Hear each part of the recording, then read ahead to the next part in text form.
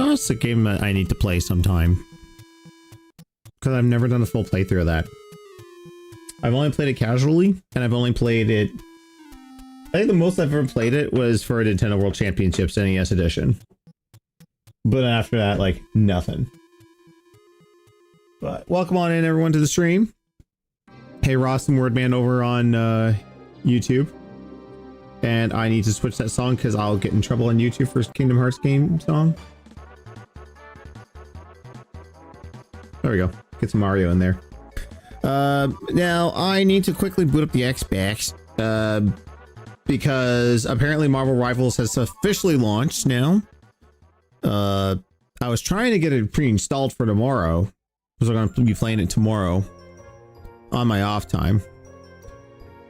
It's fun to violate the DMCA. Exactly. Street Fighter is for good boys and girls. Oh yeah, that's right. My teaser trailer just came out today. Also, hey Wolf, what's up?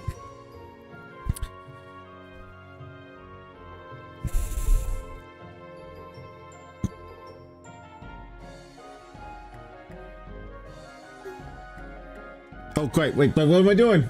Skip. If this was Twitch, no problem. I would just let it play. But YouTube loves to mute and also, like, after the fact, give me so many problems by going, hey, we now don't want anyone to see this stream. So, like, if the live streams don't make any ad revenue, I don't care. I would rather people be able to watch them.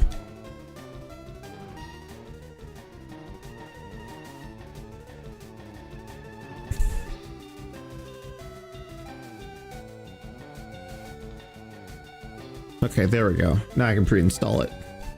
Not gonna play it tonight, unless, like, it gets really, really boring with the model build and the video watching. We'll see. Sorry. I can't do this! Thank you, Andrew. Hope everyone had a good day. It's a nice day off for me. Just chilling. Thank you everyone on YouTube for checking out the new video. I was kind of, because I hadn't made like a 5 video in a while. I was kind of freaked out how, you know, would people care? Would people watch it? Would people sub? And it's getting good attention, so thank you for that. Oh wow, I didn't even check it. It was since 2000. Also, thanks to everyone that's watching Melanie's TikTok of rolling 2 10s with one of those golden dice in Mario Party Jamboree.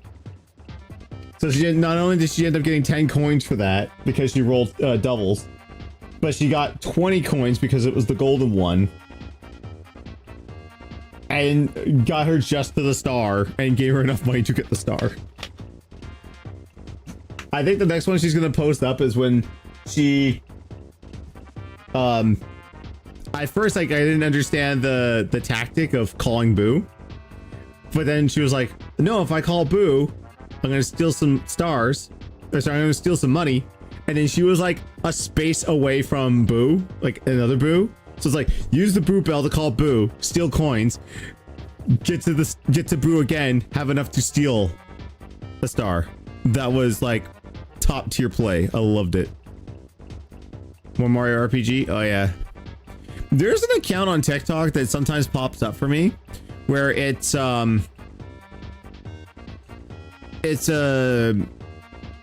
guy who like breaks down like each individual instrument of a retro song, mostly Nintendo. So he'll be like, okay, here's percussion, here's the bass, and then when it's all lined up together, it makes a song. There's a few Mario RPG ones in there, and I was just like, okay, that's pretty cool.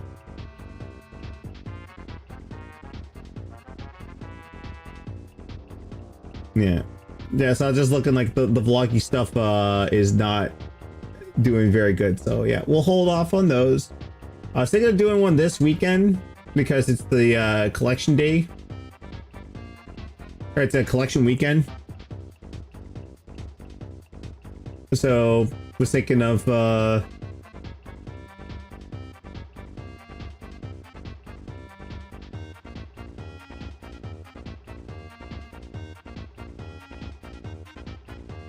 see how that one goes.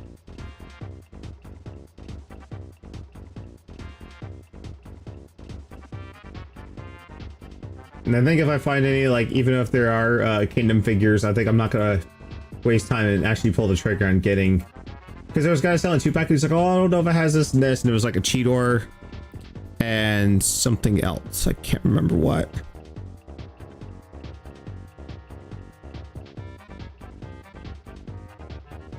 But how is everyone doing tonight? Actually get the model out.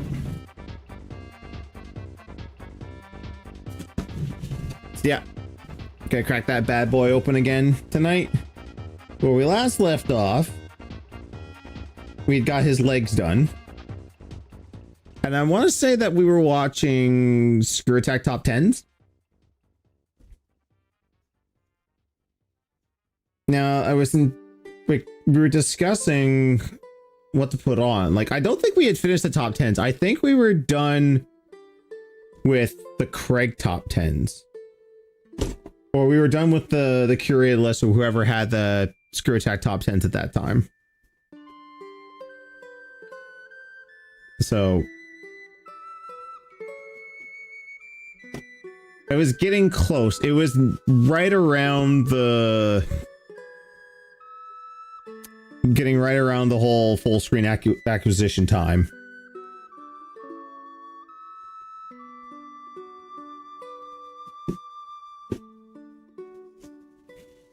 Trying to open this box super carefully as I'm trying to remember where I was. We finished the legs, I know that.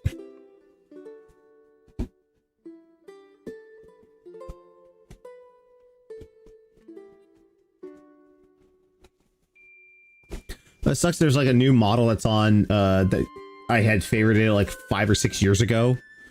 It was a Dragon Zord or Dragon Caesar. And it finally went back on sale. But then it's like way too much. Oh shit, that part came off again.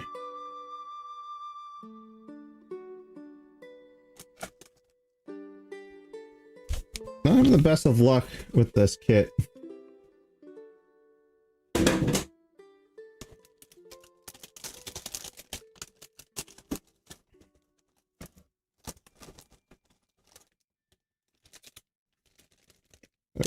Probably gotten buried under all this. That would have been a perfect sound when I found it. Thou art dead.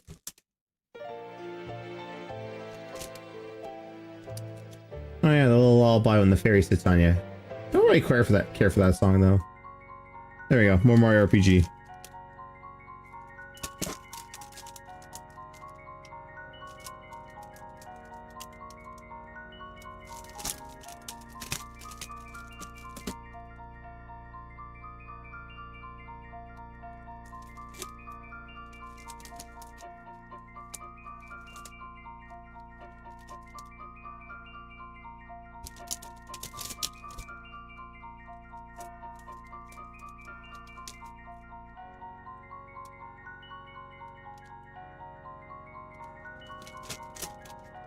Okay, this is not good. Oh.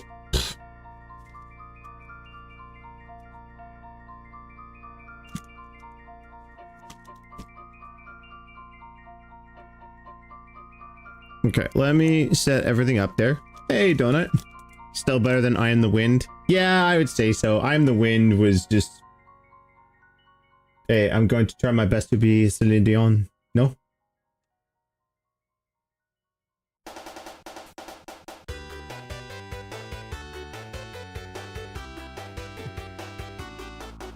It's all coming back. But maybe not for them because of the concussion, no? Alright, we on Twitter.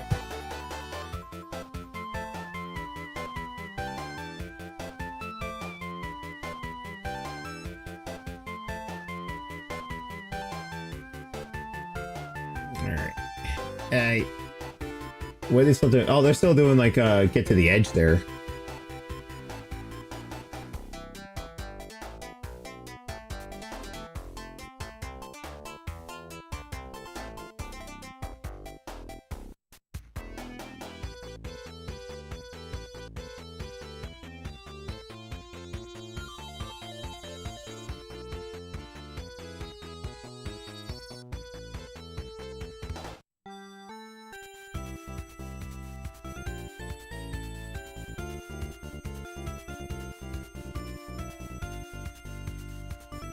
There we go.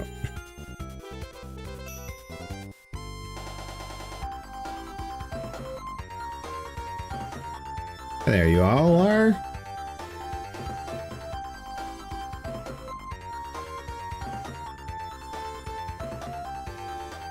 So we're still raising money for Extra Life.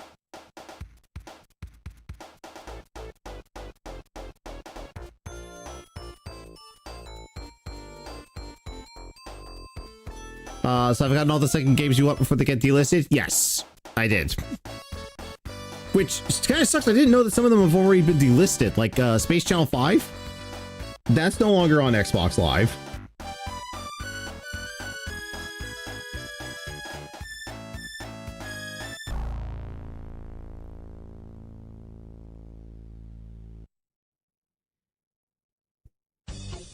I did get the Genesis or Mega Drive collection.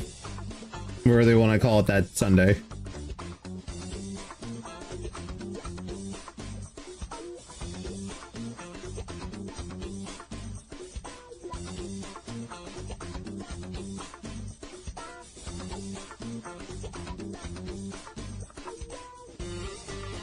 Alright.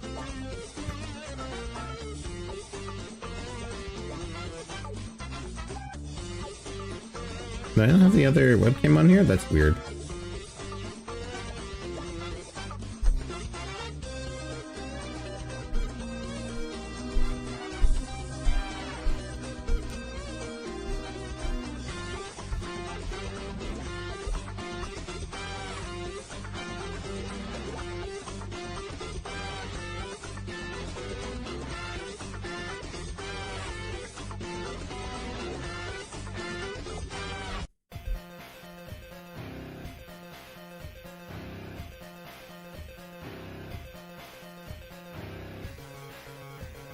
This is weird.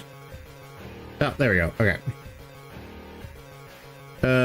Hasbro Pulse?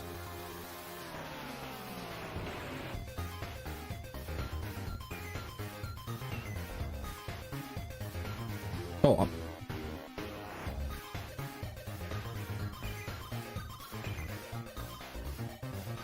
Oh, you know, I was on there twice. Okay.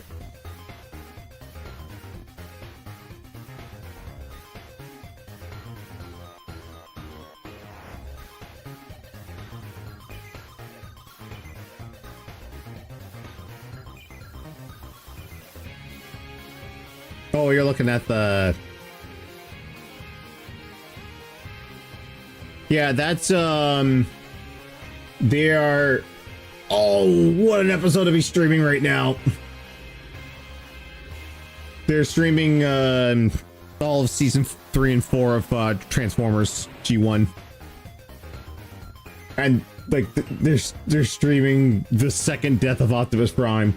Which makes no sense because when they do the Return of Optimus Prime, like at this, he's all beaten up and he's like, till all are one, and then blows the ship up. But then like Return of Optimus Prime is just like, oh no, he's fine, and he's actually fully rebuilt again. How do you explain that? Plot hole.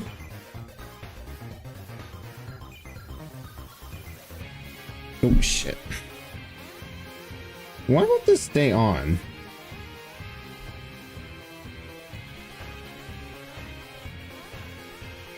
Put that down.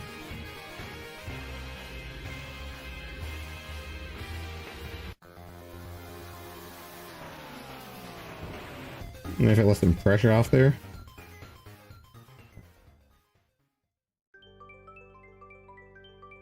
Man, my music player really loves Mario Party, or not Mario Party, Mario RPG. Hi. Hello.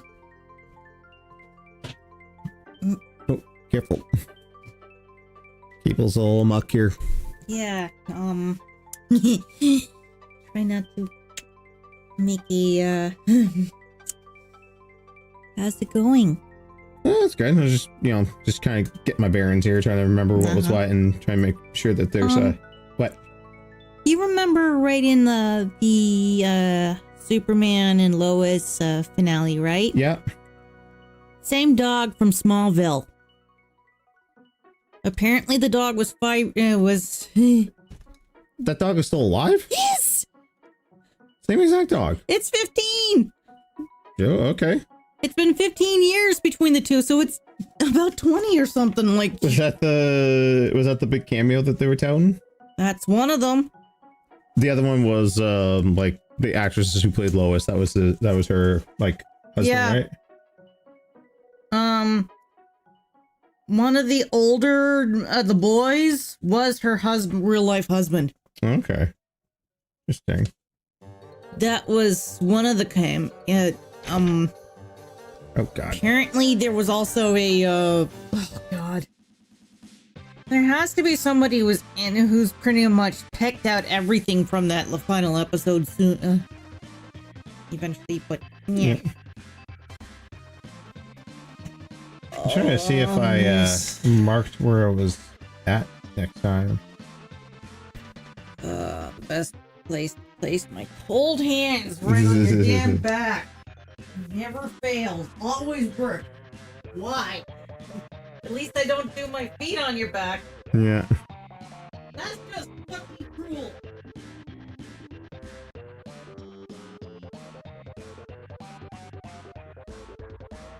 Okay, I think the waste is what we were doing next. Oh. Okay. So I had choices.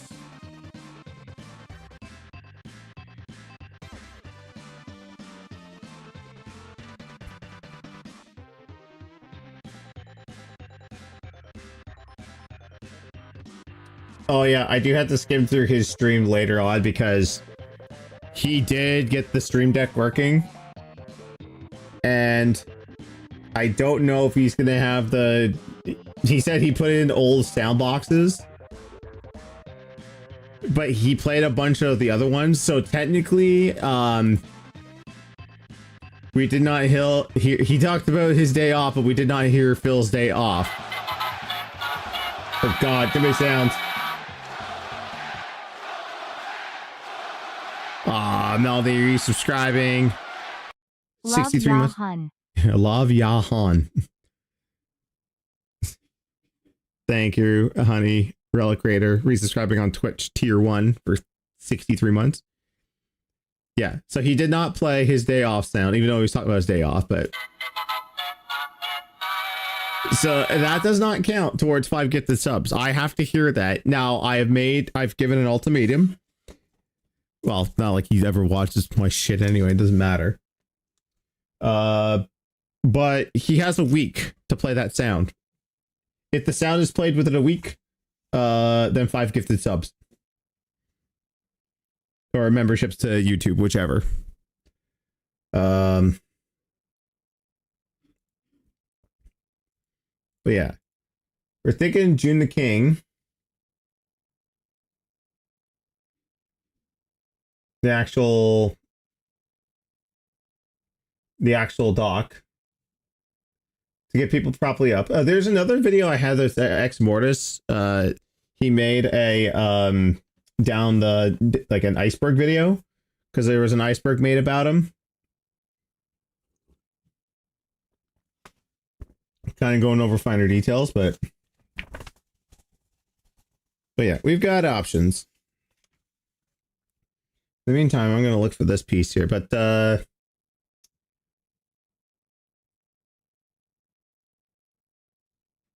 there anything on here worth throwing on?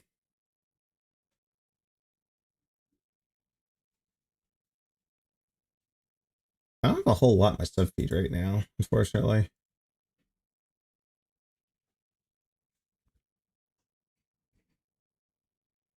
Got a lot of retro stuff.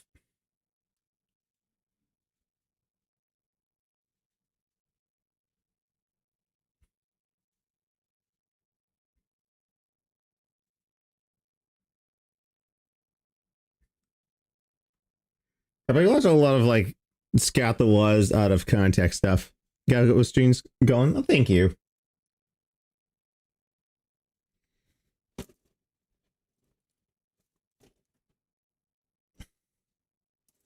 Okay, I think I'll put the you know X Morse one.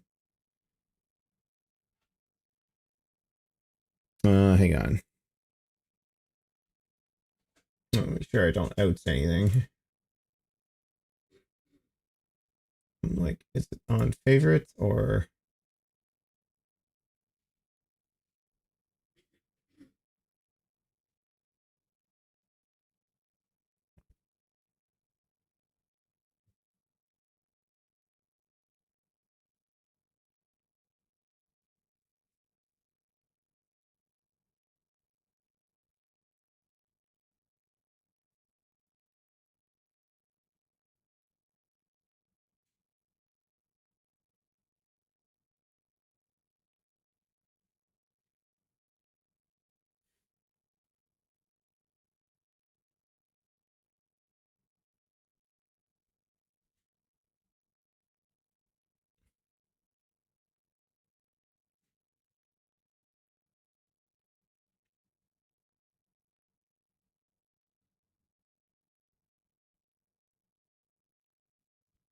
Damn, I got a lot of old shit in here. I gotta like get rid of and clean up.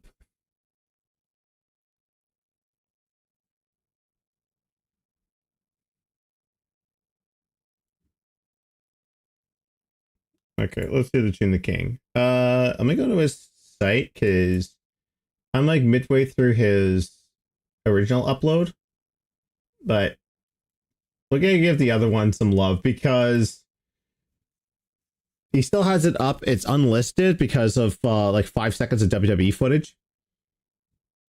So he actually had to get that removed. You know, people like to scoff at oh wow, did I not watch the I didn't watch the Dr. Disrespect one. I watched the Medicare one and that was just kind of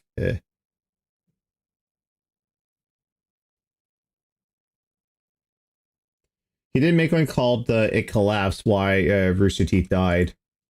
Which is kind of funny is that like it's still kind of a thing. Like they have individual channels now, but they just don't have a studio, or some of them do. Like I don't know what's going on. Like I just see sometimes Phoenix Edits has something up. Okay, so yeah. Well, I like what this is that he put the he finally put the thumbnail on there that had everyone on there because like he had a preview thumbnail up that like had figureheads on there and then he took it out. The Gerard one is kind of a watch there. You can see Frost in there because of course we have to talk about G4. All right, June, lay it on us.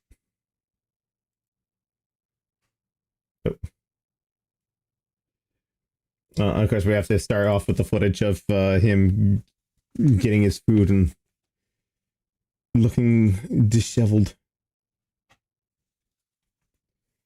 And I will put this at 1.25 speed. And former fighting game aficionado that has existed in the online realm for over 2 decades. He has participated in the inception of Let's Plays, but has hardly evolved alongside them. Where most creators benefit from their window of fame, Phil, through insane spending habits, has almost nothing to show for it. It was only in 2020 that he filed for Chapter 7 bankruptcy, where the documents revealed his situation being even more insane than previously thought, due to his off-putting nature in that he will belittle his audience members while simultaneously petitioning them for donations. I need the money to pay bills, and I need the money to do regular day-to-day shit. Lie about his finances and inaccurately portray criticisms like WWE champions against him. He has few allies left. Content creators, large, small, new, and old, avoid him due to this and the unique community of trolls that follow him. Varying widely in intentions and actions, these trolls share the commonality of hating Phil and archiving his fumbles to great lengths. There exists a spreadsheet that is updated almost daily that tracks nearly every donation.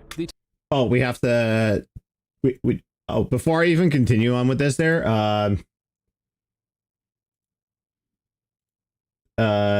this was safe because this was most recent. Says June's documentary on DSP is a big nothing. Meanwhile, June's documentaries of people like the Completionist and RTU were big reveals of negativity about them. Except neither of them spent hours live streaming and damage control about their documentaries. So what did Phil have to say about this? Oh yeah, by the way, yo, cool hat there, Phil. A moron here. Eric Day says, "Why do you say the June doc doesn't make you look bad? Read the comments under the video." Yes, moron. Those are called my detractors, you brain dead idiot. The same people who literally restream me every day. The same people who have entire podcasts about me and my very mundane life. The same fucking people who obsessively stalk me and my wife everywhere we go and our family members. Those are the people who left the comments, you moron. Okay, number one, people wouldn't stalk you if you didn't tell people exactly where you're going every single moment of every single day. You know, just shut up about that shit and people wouldn't care. And as you'll see in this documentary, the reason why people are so fixated on you is because you constantly lie. You can never ever tell the truth about anything, ever. Not normal people. Literally, normal people don't watch the documentary and leave a bunch of obsessed, unhinged fucking comments on the documentary, especially when literally the documentary is a big nothing. Normal people have seen it and we're like, nah, big deal. Yeah, and you were hoping that people would actually take your side and come and give you money on your streams. Now go look at the fucking Review Tech documentary. Now go look at that guy, who's he, the Completionist documentary, where he scammed everyone for how many decades for charity. Go watch those documentaries and see the difference. And I will say this, like, he was the one, and I said this from the offset. I said he's going to be the only person that June does a documentary of that is still going to keep going despite everything. He's going to keep going because he has no choice. Like, he has nothing to fall back on. And yeah, like he's not going to be the one that will just hang it up and give up. Neither of them spent hours live streaming damage. Oh yeah. Especially Gerard. Yeah, like that was the thing. No one did. Well, maybe Rich did, but with Rich, it's hard because he deleted his entire well, I mean, that wasn't on his RTU main channel, but he deleted his channel and just keeps his live stream channel up. I have no idea why. Couldn't migrate over to the main page. That's not all. There are several search engines designed to search his over 70,000 videos that even have options to show the trend of word usage. And of course, a forum with over 280,000 posts discussing him, not including side threads that would greatly inflate that number. While film is covered to great lengths, information is hardly ever centralized. Let me know if this is going too fast. I can always slow it down. Reasonably shorter videos dissecting different elements. I'm trying to find D. This video, perhaps unreasonably so, will attempt to right here. it all.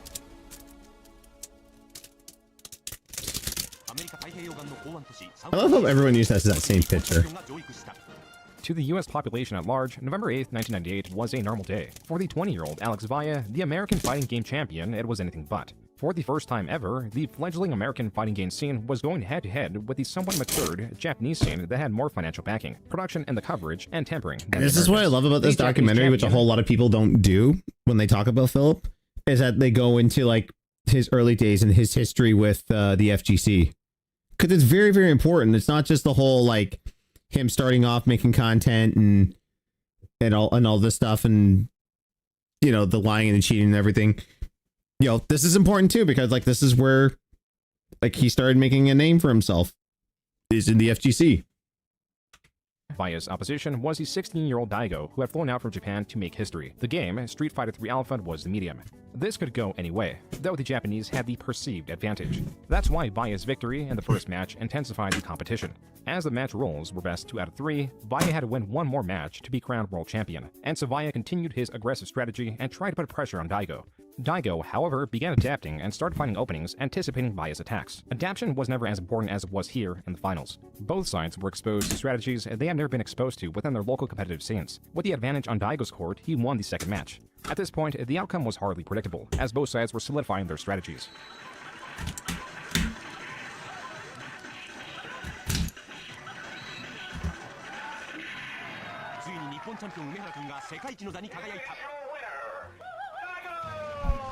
Daigo had won and become the world champion. I don't know where my clippers are. This is very concerning. And their competitors as fierce. It was historical moments such as these that emboldened new players to join the competitive environment that had only seen growth.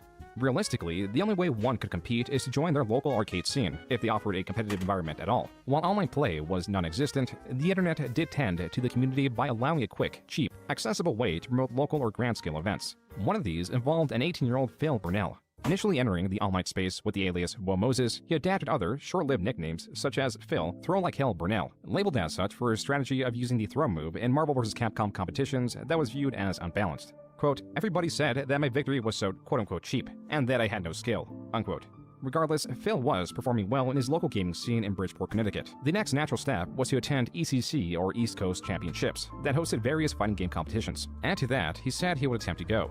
Phil had experience attained through many years spent visiting his local arcades, an experience that would otherwise be described as a fruitless pastime. The elitist nature and other unfavorable qualities that Phil was showing were more acceptable in these communities than they would be in others. And he did have that one thing that made him memorable, his aggression. Quote, I see it every day in my town. These little fucking wimps who call themselves quote-unquote thugs and pretend they're quote-unquote tough mofos. Well, if I ever get into a fight with one of them, hand-to-hand, I guarantee you I'll be the one standing afterwards. And if they pull a gun on me, I hope they have pretty good aim, because if they don't hit me with the first shot, I'll have already punctured the windpipe and ended their life, unquote.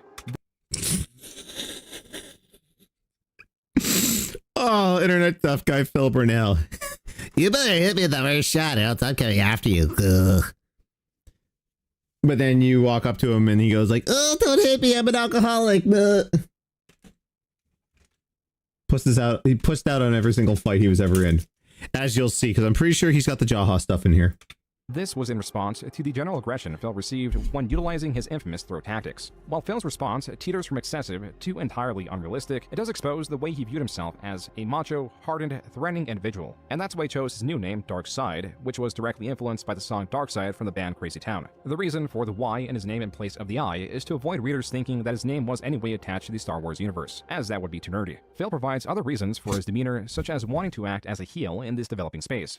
A heel is someone, typically in wrestling, that is an inconsiderate or untrustworthy person, and due to their distasteful nature, the wrestling community actually enjoys matches with them, as getting trounced on is the ultimate satisfying outcome. And so Dark Side, as he was calling himself. And that right there, that's what got his video blocked, is that he had 5 seconds of footage. I believe it was from Sunday Night Heat before a cage match, where Vince was in the ring and Stone Cold, that was when Stone Cold did the, I'm a cameraman. They had like the wig and the fake beard and all that shit on. Just because of those 5 seconds of footage, it got blocked. And you wonder why Cultaholic and What Culture and all them only use screenshots. That's why WWE is like super anal about that stuff on YouTube. Was set on practicing and playing the newly released Marvel vs. Capcom 2. Though his palette was diverse, this is what his sights were set on. But there was an unforeseen issue. The game, released in February 2000, meant that it was untested and would not be at the East Coast Championship. Phil's solution was to make a tourney of his own, at Motel 6, with a $5 entry fee. The results are unknown. What is that Phil was ingraining himself in his local community, and that he just graduated high school as the valedictorian. A valedictorian is the highest-ranking student of a school's graduating class. The bestowment of such a title opened doors of opportunity. Ivy League colleges were in his purview, but he wasn't in theirs. Yale rejected me, Harvard rejected me, there were 3 of them. I can't even remember what the 3rd one was, but every Ivy League school that I applied to said, no. When you want to know why they rejected me, it's this simple. Because I'm a white male. Where there is Phil Burnell, there are bound to be inconsistencies and lies. I'm a white male. Can't even say white right. And this is all true. Yes, he was valedictorian. It is confirmed. The thing is that there is a bounty that if anyone from his area can produce a home video of his speech, I think it's like 5K. Someone offered 5K for that video. So if you're watching and you lived in Connecticut, and you went to Phil's school, yeah, fine. Hopefully there was some mom or dad that filmed the whole thing for reasons and still has the tape. Yeah, you could get yourself $5,000. Cool, $5,000. I'm still looking for my goddamn clippers. I have no idea where they went to. They were on. I'm pretty sure they were on the computer desk. So modeling will start as soon as I find it. Here he states that it was because he was not racially diverse enough as a reason for not getting in, then later flips the excuse. Just off of that premise, it wasn't my extracurriculars, it wasn't my academics, it was based off the fact that I wasn't a rich white person. Another reason Phil provides for not getting in is that he signed up for financial aid, which he claims triggered an immediate rejection from the Ivy League schools. Whatever the case, his future had more potential than most. Throughout it all, he was still going to local tournaments. Here he recounts how the entrance for a local tournament doubled from 16 to 32 in just a year. He won this tournament, and with that, he is losing his potential. To make it big in this flourishing environment, practicing the game would have to encompass his life for nearly the next decade. And to finance the traveling, he took out various credit cards as his job selling yogurt did not provide enough income.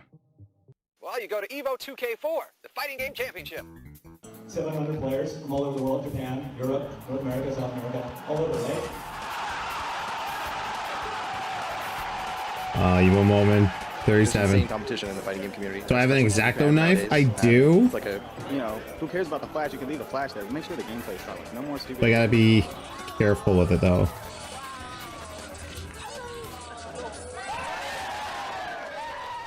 Those were moments from Evo 2004. Evo, or Evolution Championship Series, was becoming the end-all be-all for competitions in the fighting game community. Every year, the event grew. It grew right in with around competition, here once controversy, upon a diversity, time. and of course, increased attendance of Darkside Phil. East Coast versus West Coast. In this particular moment at Evo 2002, the infamous got Darkside three. Phil was selected as But a I don't sole have a representative cutting. of the East Coast I'll theater. find it. Don't Commentary worry. from the You people have a recording cutting. demonstrated how welcome he was. Phil, you are not East Coast, please. It's around here somewhere. All right, take it off, people. As much as Phil promoted his ability, when it came to handles? Evo, the player base Yes. Thought I saw it 2 seconds ago. No. No, that's your scissors.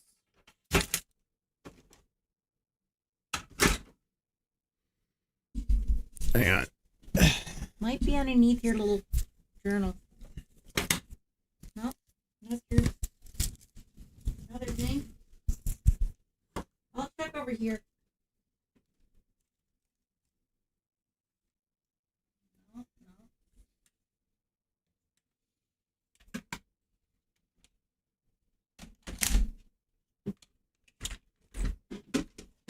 Helping.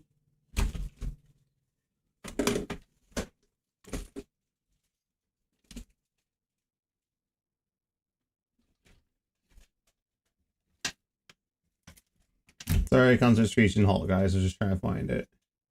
Yeah.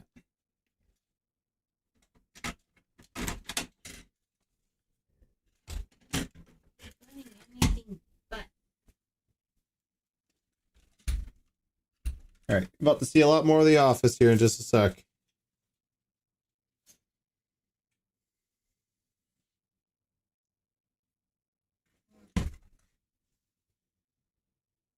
Oh, here it is. Oh, of course, it's behind stuff. You're welcome. Thank you. All right, we're good. We're good. You're gold. Oh. You're gold. Of course, that falls over. There we go. But we rewind that for just a sec. Like, people actually liked Phil back then. Phil, you are not East Coast, please. Oh, never mind. All right, take it off, people. As much as Phil promoted his ability, when it came to EVO, the player base was at an entirely different level than he was used to. Losses here were common, and people did not take kindly to his hostility online where he would physically threaten his opposition. I was the guy who always talked shit. I was the guy who always was like, man, don't get in my face at a tournament. I will fuck you up. I will throw you in a trash can. I will, I used to do that. But in person, that was a different story. I mean, online, he would freaking, There's run his flap and post a lot and respond to everything, but when you see him at the tournaments, he just sits there, he's not doing nothing. That was Jaha, one of the more hot-headed players that was not afraid of confrontation. He was talking a bunch of shit against like the top Marvel players, so Shady K was one of them, and Shady K didn't like him too much because he would like run his mouth so much. I mean, this guy would make posts that were like a mile long. When DSP was leaving with like him and a couple of his boys, that's when it was time to like roll up on him. We followed them outside and we caught him outside, and they were getting up in like DSP's fucking friends' faces too, just to fucking make sure none of them got crazy, but they were all fucking shitting bricks. He just turns fucking white, and it's funny because he just like talks so much shit on the internet, but when you run into him in fucking person, he's just fucking, turns white as a ghost. DSP was able to diffuse the situation by paying Shady K, Jaha's friend, $10. They arrived to that amount from a money match that was meant to go 10 rounds for a total of $100, but since it was cut short due to time limitations, here's $10, please don't beat me up. Jaha and his crew were able to swindle those $10 that DSP had no obligation to pay. But even then, it was cheaper than a trip to the hospital. As for the forums, or the medium DSP would unleash his threats, Shoryuken.com, or SRK for short, is named after a popular move in Street Fighter. DSP continued to expand his character, adding the tagline, The King of Hate.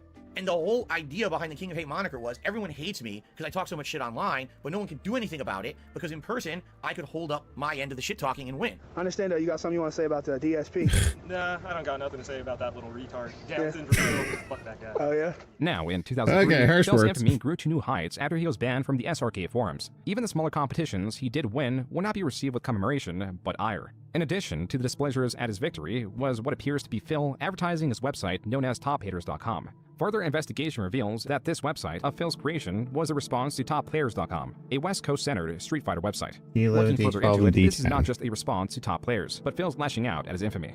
There is much to unpack through the multiple pages of this website. On this page alone, he challenges some of the fighting game culture he himself is guilty of. On the main page, he informs readers that he works at Circuit City. On this thread, he is hating on the mechanics of Guilty Gear, a different fighting game. His words and his culture did not resonate within the fighting game community. Even so, he petitioned for financial support, supposedly to run the website, while also complaining about the lack of users. Despite a clear lack of support... Sorry, we have to go back. I have to go back. July 13th, 2003. Cash donations are accepted. Send all info to darksidephil@hotmail.com. He was begging back in 2003. 2003, he was begging. Guys, as you know, I need to go to this tournament. Okay? So please give me money now.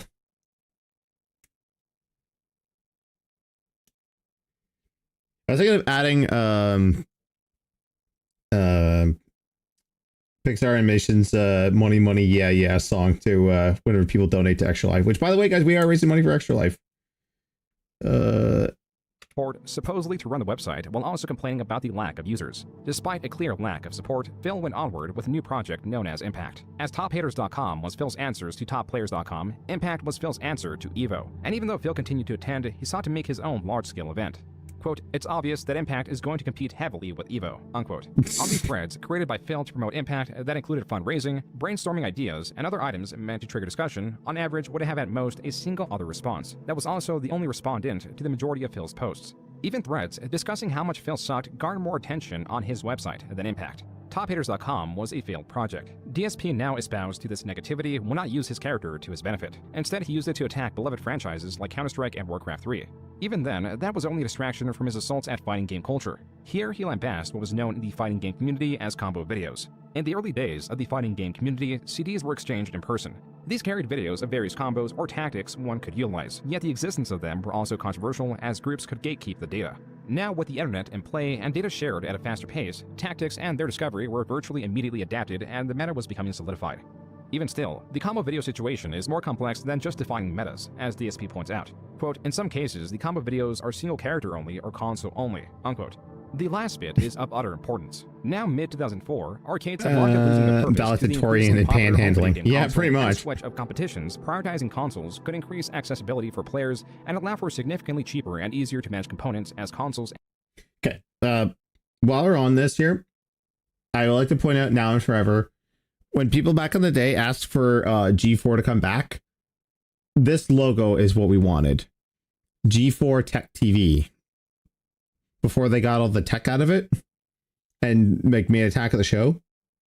Full disclosure, I hated Attack of the Show. It was terrible. Give me screensavers post or pre Kevin Pereira any day of the week. This is what we wanted. Peacock or whoever owned G4. This is what we wanted the entire time. But no, you still wanted to go mainstream, so yeah. I always like to throw that out there. And their elements could be set up and altered with ease. Give me Electric Playground. Controversial. Dude, it's technically still around. Like Victor Lucas is re-uploading the old episodes every Saturday, like he would like back on Space, which is now I guess called CTV Sci-Fi. And yeah, it's still there. Only for those brought up in arcade culture and those in competitive gaming communities. When a game, like Street Fighter for example, is ported from the superior hardware of an arcade cabinet to the limited or vastly different video game console, color, resolution, and most importantly mechanics could differ based on the port. And though the technology and quality control had improved, it was still not good enough. It was a jump that would eventually have to be made, but perhaps it was too soon. Evolution console? It's my worst nightmare, dude. I'm an arcade player. I hear you. You know what I'm saying? I mean, if this is the future, we're gonna have to, it's evolving, so we're gonna have to adapt. Personally, I don't like it, but, you know, no choice. That was Alex Valle at EVO 2004, sharing what was the popular opinion among the top fighting game players. And to the displeasure of many, their worst nightmare would manifest in ways they could hardly predict.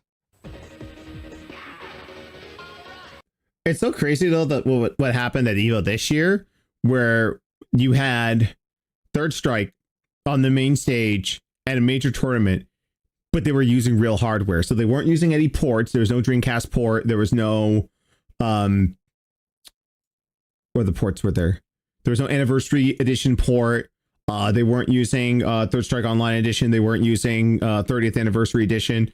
They were using real hardware, and they made custom equipment to house that, like custom CRTs with the actual boards in there and USB connectors for people to walk up, plug their controllers into, and just play. It's crazy how much it's, you know, pun intended, evolved in the 20 some odd years. So hopefully this will be good for other arcade fighting games in the future.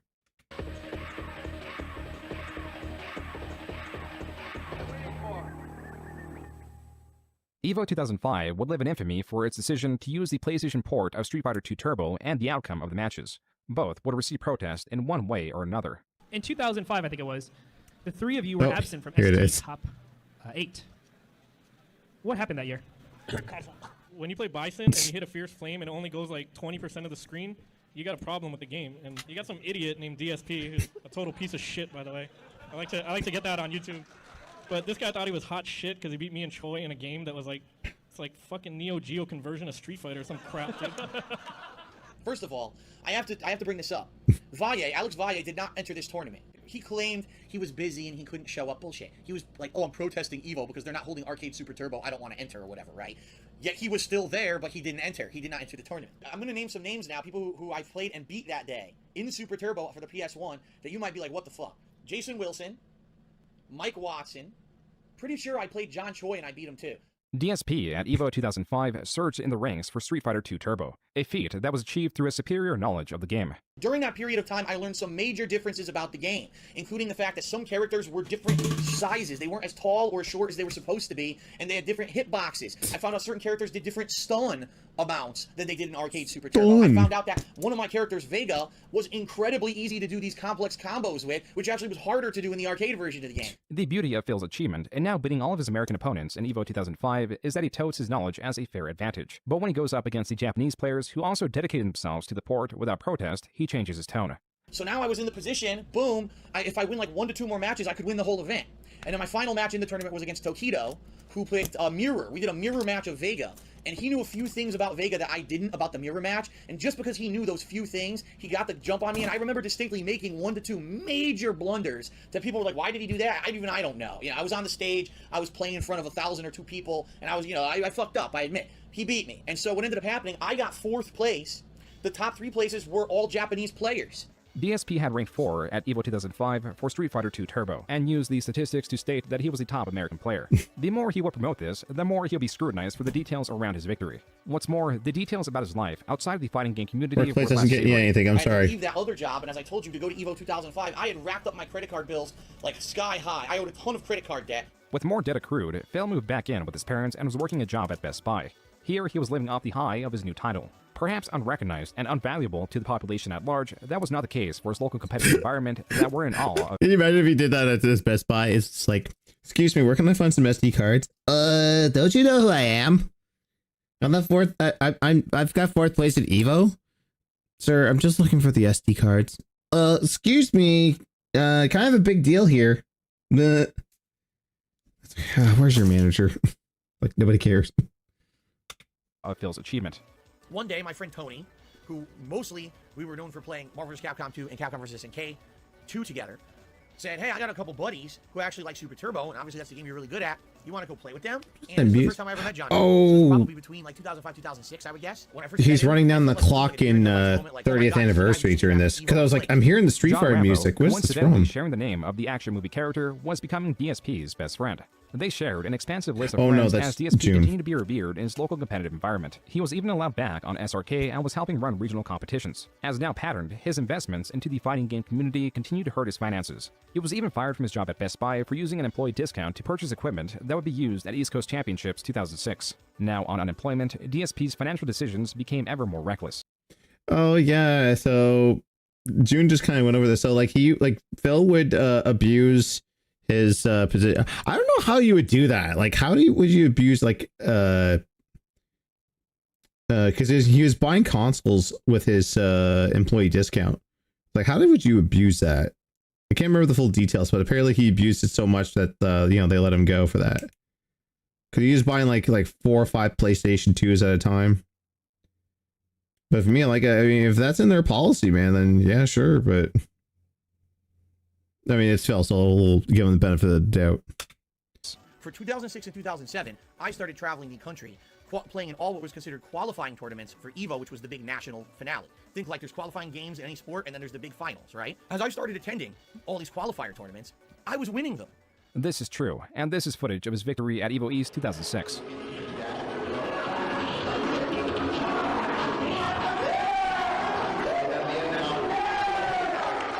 Unfortunately, that was against Justin.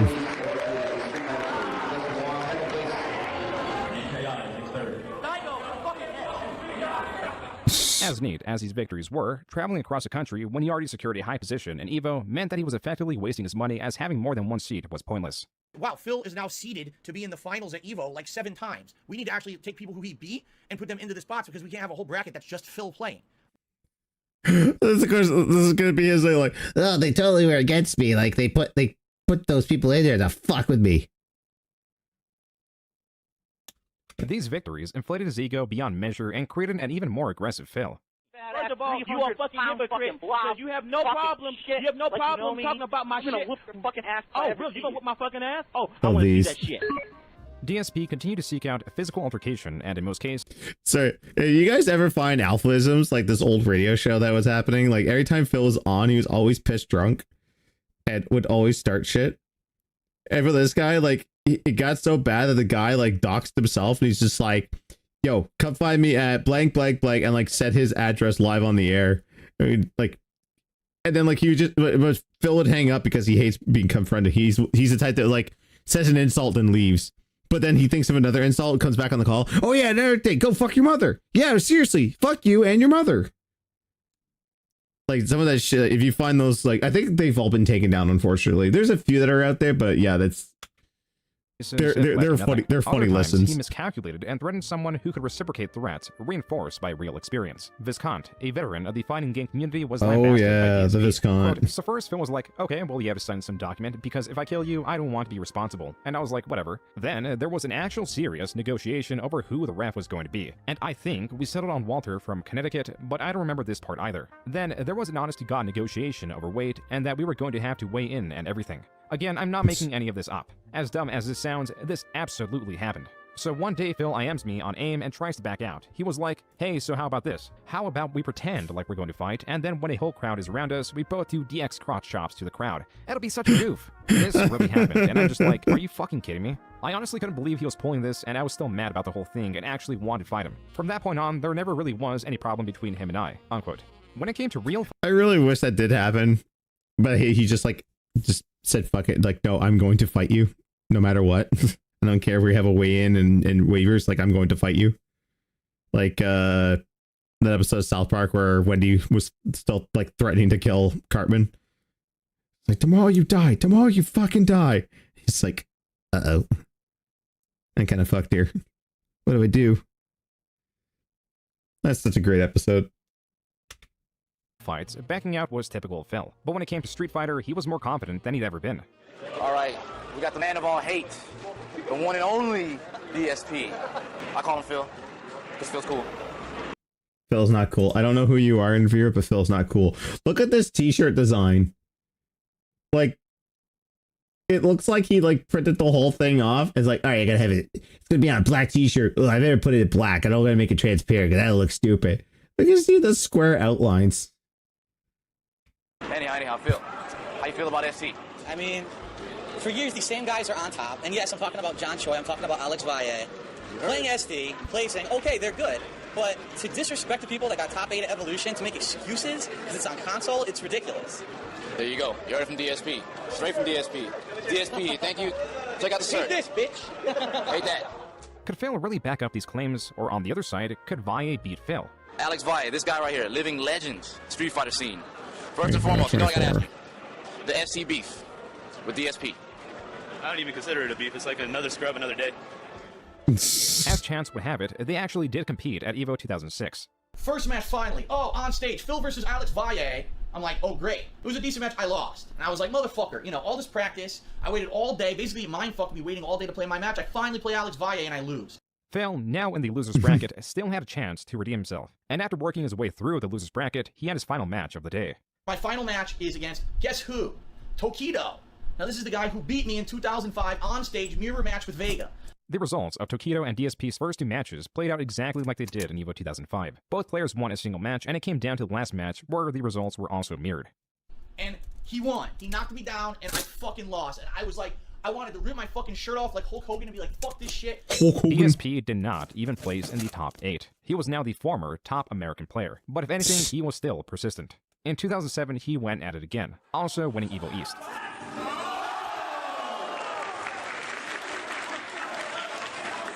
Even though, with his victory, DSP qualified to be seated higher at EVO, he still attended EVO West, which was held at Comic-Con. Come back. Don't get down for Japan. David Sterling, one match. DSP, one match.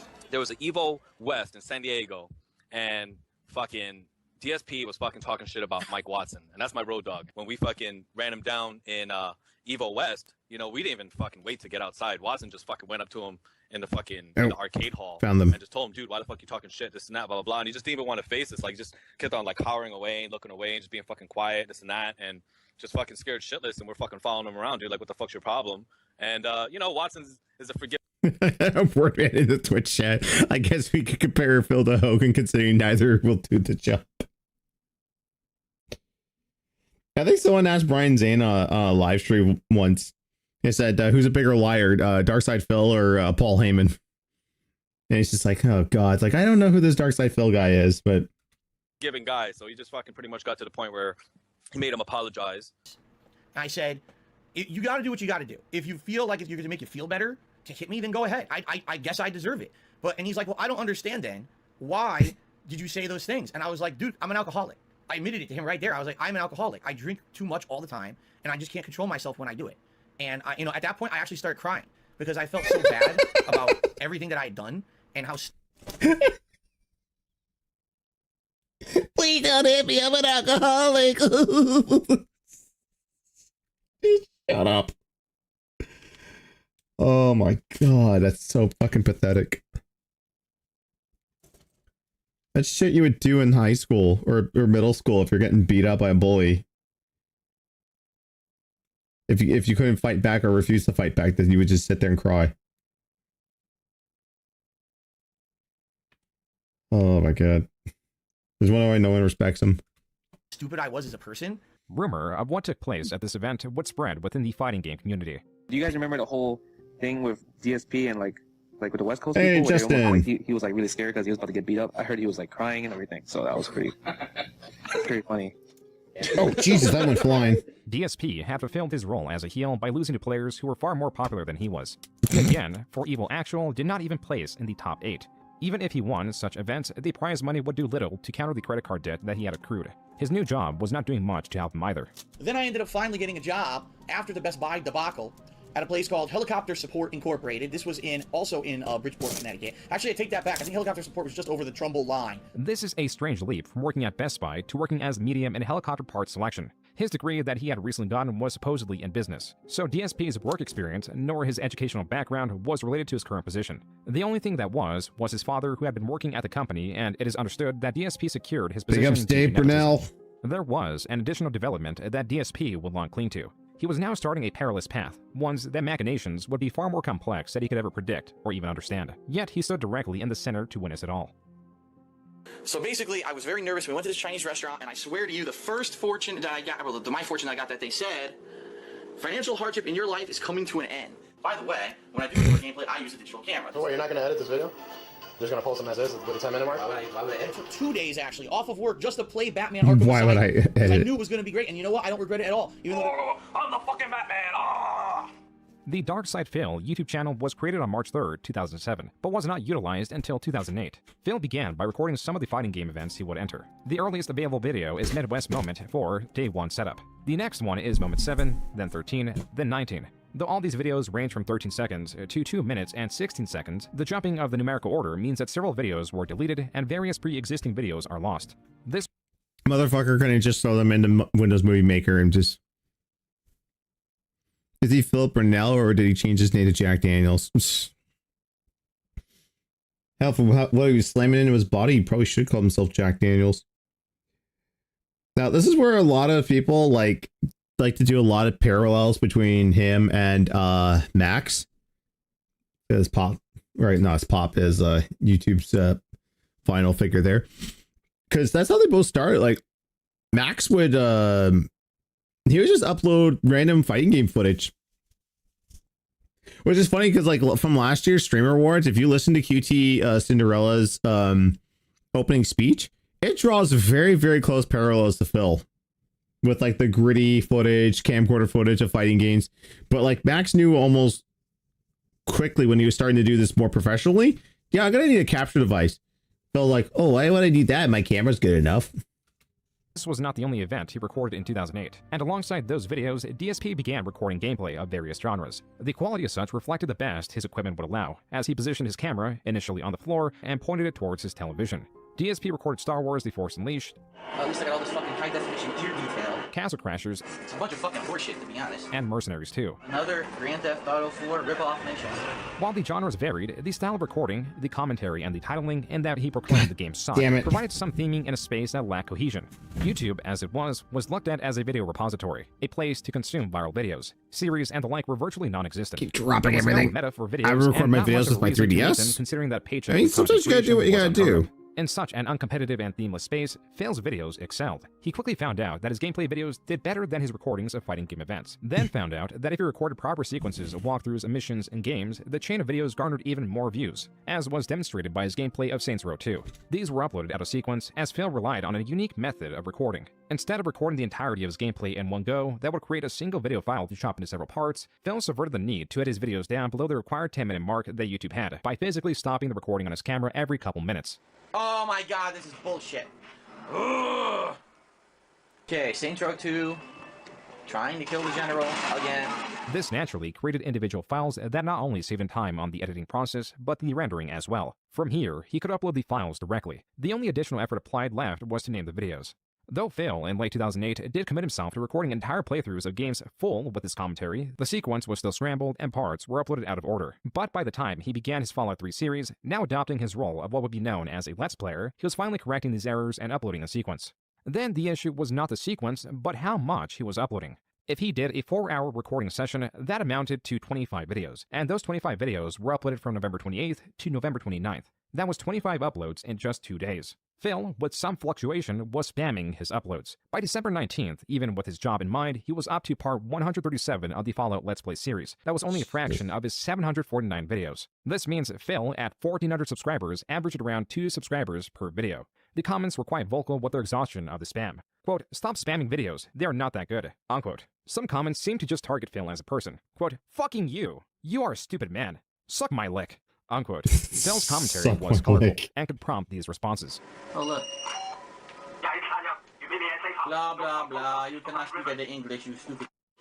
Blah, blah, blah. Okay. Jesus Christ. Viewers were not sure He's if really DSP's drunk crudeness there. was him playing a character, though the Street Fighter community knew it wasn't. DSP, stop recording. No one gets shit. Play. You can't hold up a tournament. Where am I playing? You still haven't told me. Where am I playing? He cut out the best part. The whole like, if he says that to me again, I'm gonna fucking smack him. And he's like, all right, disqualified DSP recording, whatever. It's like, where am I playing? You still haven't told me. Jesus Christ! Want me to run the fucking tournament for you? Taking form now in early 2009 was the basis of DSP. All the core elements were finally present, including the audience. From those few who were vocal about their dislike of DSP, DSP responded by comparing himself to Satan, and those who enjoyed his videos enough to donate to him. As seen in his description, he was now accepting PayPal donations for what he claims were games and equipment. Even now, in the channel comments, people were suggesting the use of direct capture via what is known as a capture card, and DSP did indeed spend that money, a lot of it too, on a more expensive, yet worse option. As you know, any donations that you send help me to the cost of games and equipment, especially this brand new HD camera. It cost me a pretty hefty sum, so. As these suggestions to how he can improve his videos poured in, Phil would go on and pour them out. This guy just wants to be my friend so he gets deleted. Why don't you use capture card instead of camera? I've already explained this 7,000 fucking times, because then I'd have to actually use a professional microphone, I'd have to record the voiceovers, I'd have to actually do video editing on every fucking video that I put up. Considering I put up like 30 a fucking day, unless you want to fucking stay home and do that while I'm at work, I don't think that's gonna happen. So shut your fucking face. That, as would be understood, was DSP's long-winded way of saying it was because he did not want to put forth the effort to learn the technology, making it... And still doesn't. This man's like still like, he's like asking his chat, wait, how do I do this? How do I do that? He's like, you guys probably know more about this than I do. It's like, they really shouldn't. Like, you are the streamer. You should have the wealth of knowledge to do this stuff.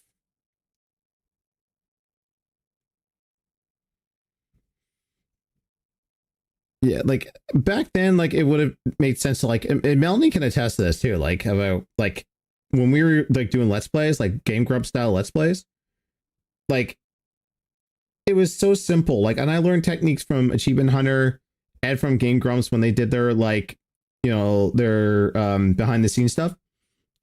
It was simple. Like if you're doing it and you've got a microphone, right? And you've got you're using a separate software to record. You're using your capture stuff. If the game has a menu, you say, okay, syncing, and then you go through the menu, da da da da da da, 1 2 3 1 2 3, and that's how you sync it up. And hopefully there's not a problem with the recording, because then you, then, you know, like if there's a problem with the capture, it starts desyncing, then you've got problems. Then you guys start manually syncing. That's a problem. But like lining that up and then just watching the thing really doesn't take that long. He's just lazy. Seem overcomplex to an audience that knew very little about video creation. From here on, he will label his videos as HD, inherent from the camera and not the game, as people would be actually searching for. It is difficult to say how much DSP was making from these donations, but he was earning something and realized he could be making even more. Not from gameplay, as YouTube was afraid to monetize such content in fear that the copyright strikes from the game companies would doom the platform, but from vlogs, as YouTube recognized it was all original footage. This new channel, once more promoting his new camera's abilities, going as the king of hate HD, shined a light on DSP's previously private life. There were videos of him making custom controllers with John Rambo and friends, sometimes videos of DSP and friends at a cookout, and sometimes the different competitions he would attend and not perform well in. It was clear that DSP had a vibrant social life. DSP That was was attending such midnight a- releases, that was such a freely small little interacting with dig. strangers, and now, because his vlogging channel was successfully accepted into the YouTube Partner Program, where he pressed what he assumed to be the advantage. Hello everyone, DSP here, but you're probably shocked that we're finally meeting face to face. I just want to say thanks a lot to everyone. I hope to entertain you in the future. Please go. Oh, wait a second, hang on. What was the title of that? Oh, that was the face reveal. Okay, okay, so he fixed this. I think in the original, the face reveal was a different video, but yeah, this is his face reveal on YouTube. I just want to say thanks a lot to everyone. I hope to entertain you in the future. Please go to my partner channel, the King of Hate HD, and click on the ads that show up on the videos there, because hopefully, fingers crossed, that actually starts giving me some money back for what I'm doing. Combined with money from his traditional job, he moved out of his parents' house into his own condo that he purchased for $131,000, leaving him to be a host for such events such as a pizza/gameplay party. Yeah. What better to eat right before a Ninja Turtles playthrough than a delicious, ginormous pizza? So why don't you stop playing Street Fighter 4 and come get pizza so we can play Turtles? John Rambo here, devouring his final slice. No. Help, look at you fuckers. As controversial as Phil had become in the real world and was well on the way. Oh, yeah, that was a big slur he bleeped out. Thank you for doing that. Experimenting with edited videos like his multi-part Game Awards series. It's DSP's Game of the Year Awards 2009 Top 10 Best Games of the Year. Not everything operated well in DSP's life. He was still heavily drinking even during Let's Plays. Follow me, Red. Don't attack those fucking rad scorpions, just follow me.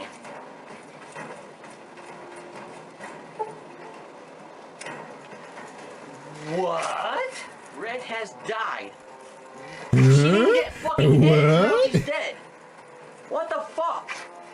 As was normal, DSP fumbled through gameplay, regularly blaming the game for shortcomings. Alcohol only amplified this. We may not look it, but every one of us is a trained... They both come in here.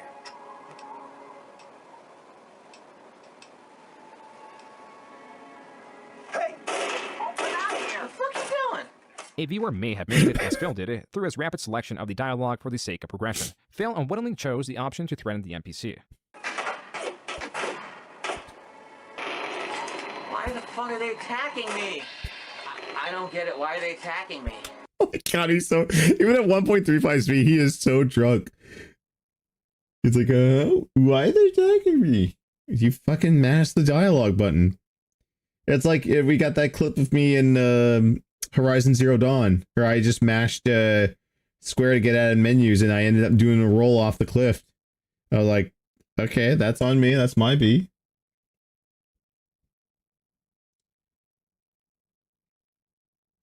D8.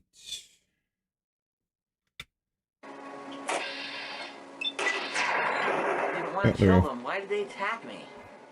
There was a grotesque nature to Phil's Let's Plays and a rage that would turn physical. My Xbox locked up. Fucking does. What's it doing? Standing fucking roundhouse. Wow. Shit fucking. Fucking doesn't hitting me. Fuck this stupid fucking mission. I'm fucking fucking balls. A part of a successful creator is willingness to he broke experiment, so many adapt, and controllers. improve. DSP had those elements, except he was so set in his immediate success, he disregarded him. Although he still does that to this day. He just recently bought a new PS5 controller because his old one was broken. He's just like, oh, the trigger's not working on this one. It's just like, yeah, because you're violent with your stuff. He sounds like a discount Tim Allen.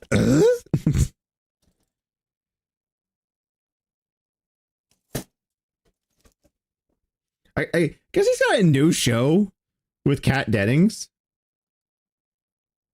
And everyone's just like, so just Tim Allen or Tim Taylor for everything? I was like, kind of.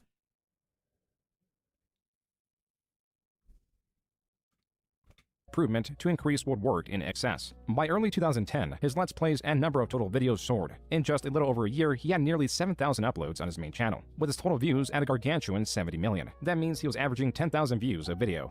And not in the least humble about these statistics. Quote, I've been called fat, ignorant, stupid, scrub, loud, obnoxious, disrespectful, belligerent, inciting troll, asshole, worthless. But I've also been called entertaining by 70 million people. You be the judge. I'll be banned by the time you read this. Unquote. This could be found on SRK, and if even possible, further soured Phil's image and the rest of the Street Fighter community. Look at him now. I mean, he's just...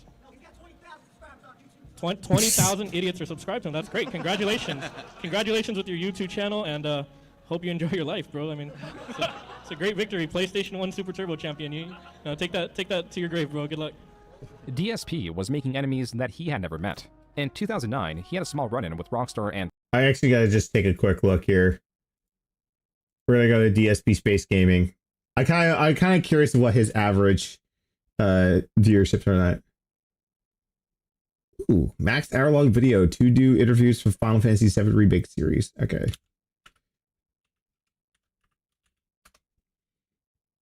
Of course, we never saw... Oh god. Oh my god, these thumbnails.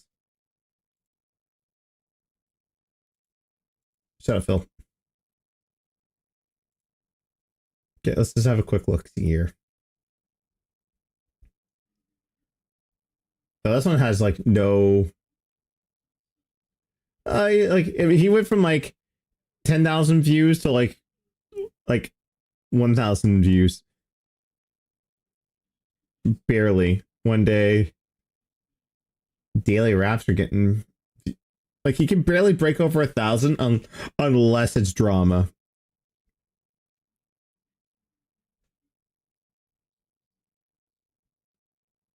$1K.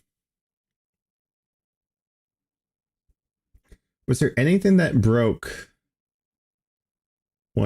past like 2K in the last few months? Okay, the setup, the computer setup.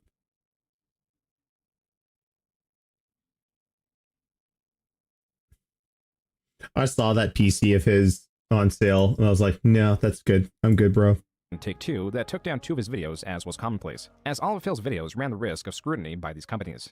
However, Take-Two took it upon themselves to actually put a cease and desist order against YouTube, saying that they were not allowed to put up any of my gameplay footage, in particular because I had the cutscenes of the game in my footage. And then, in 2010, what appeared to be Ubisoft also struck Phil's channel to a severe degree. By April, the strikes continued at such a pace that his main channel, Darkside Phil, was taken down. After sharing the news, it came out that the strikes were illegitimate and were possibly sent out by a disgruntled viewer. With the strikes resolved and the channel restored, Phil saw it fit to celebrate his channel's resurrection. Guess who's back, motherfuckers? That's right. That's right. They tried to take me down. They tried to get me off YouTube. They tried to shut me up. Fuck those motherfuckers. The king is back. That's right. As you can see, thank God, my channel, Darkside Phil, has been restored on YouTube. So, awesome. This tactic would also become commonplace against Phil. As a response to the initial takedown, DSP made 2 additional channels, one for Street Fighter that was soon abandoned, and another for gaming going as DSP Gaming. This channel, for all intents and purposes, adopted the role of his main channel and will remain as such for the foreseeable future. At the time, as a animal from videos, the channel's true purpose was to bring attention towards his vlogging channel. Whatever his character was in Galaxy Quest. Oh god. What am I going to do? I'm going to whip up a couple of express mode bacon, egg, and cheese sandwiches, which include 6 pieces of white bread. This new series, beginning in September of 2010, was going under Poorly Cooking with the King. Hey, shout out Stan Lee. Sometimes I feel like watching those. Those are hilarious. And there's sometimes I feel like subjecting Melanie to the sauce video. She's like, oh god. Yeah. It's as sweetness and tartness.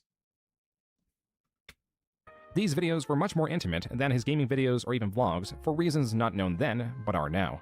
Back then, I started Cooking with the King as a way to branch out and to have additional content on that channel. I think that that series ran its course to the point where I literally probably cooked every single meal I could possibly make without looking like an idiot. Oh, his SGC panel. Which I really wish there was footage of his crowd. I really wanted to see the numbers he drew versus like Tom, Shelby, and Caden. Because remember we watched that? We watched This Is How You Don't panel. Watched Tom's panel versus... It's like, yeah, DSP. Did your DSP, did your panel have Matt Pat from Game Theory? I think not. I cook, not me cooking out of a cookbook. Phil was increasingly monetizing different aspects of his life, and as he stated, Poorly Cooking with the King were the recipes he knew how to make, meaning this is what Phil made regularly. So what am I going to make? Today I'm going to make scrambled eggs, and I'm also going to make some sausage. So I'm going to whip together some burgers. Are you guys able to see this okay? Like, I need to, like, I mean, like the model kit. I'm actually going to go a little bit more healthy than some of my previous recipes, simply because a lot of people have been complaining, and I guess it's time to show that I don't only eat, you know, things that might be high in fat or high in cholesterol. For every 6 ounces of tuna, you should use a half a cup of mayonnaise and or Miracle Whip. Those were the following 4 Ugh. for the Cooking with the King videos. Besides Phil's poor diet, So that we're would going for the impact his waste life right in now. somewhat ironic ways, viewers were exposed to cooking mishaps that were perplexing. Safest thing to Oh do no! is Oh no! Oh no! Oh yeah. Hot fucking potatoes. Screwing his Forgot he showed this.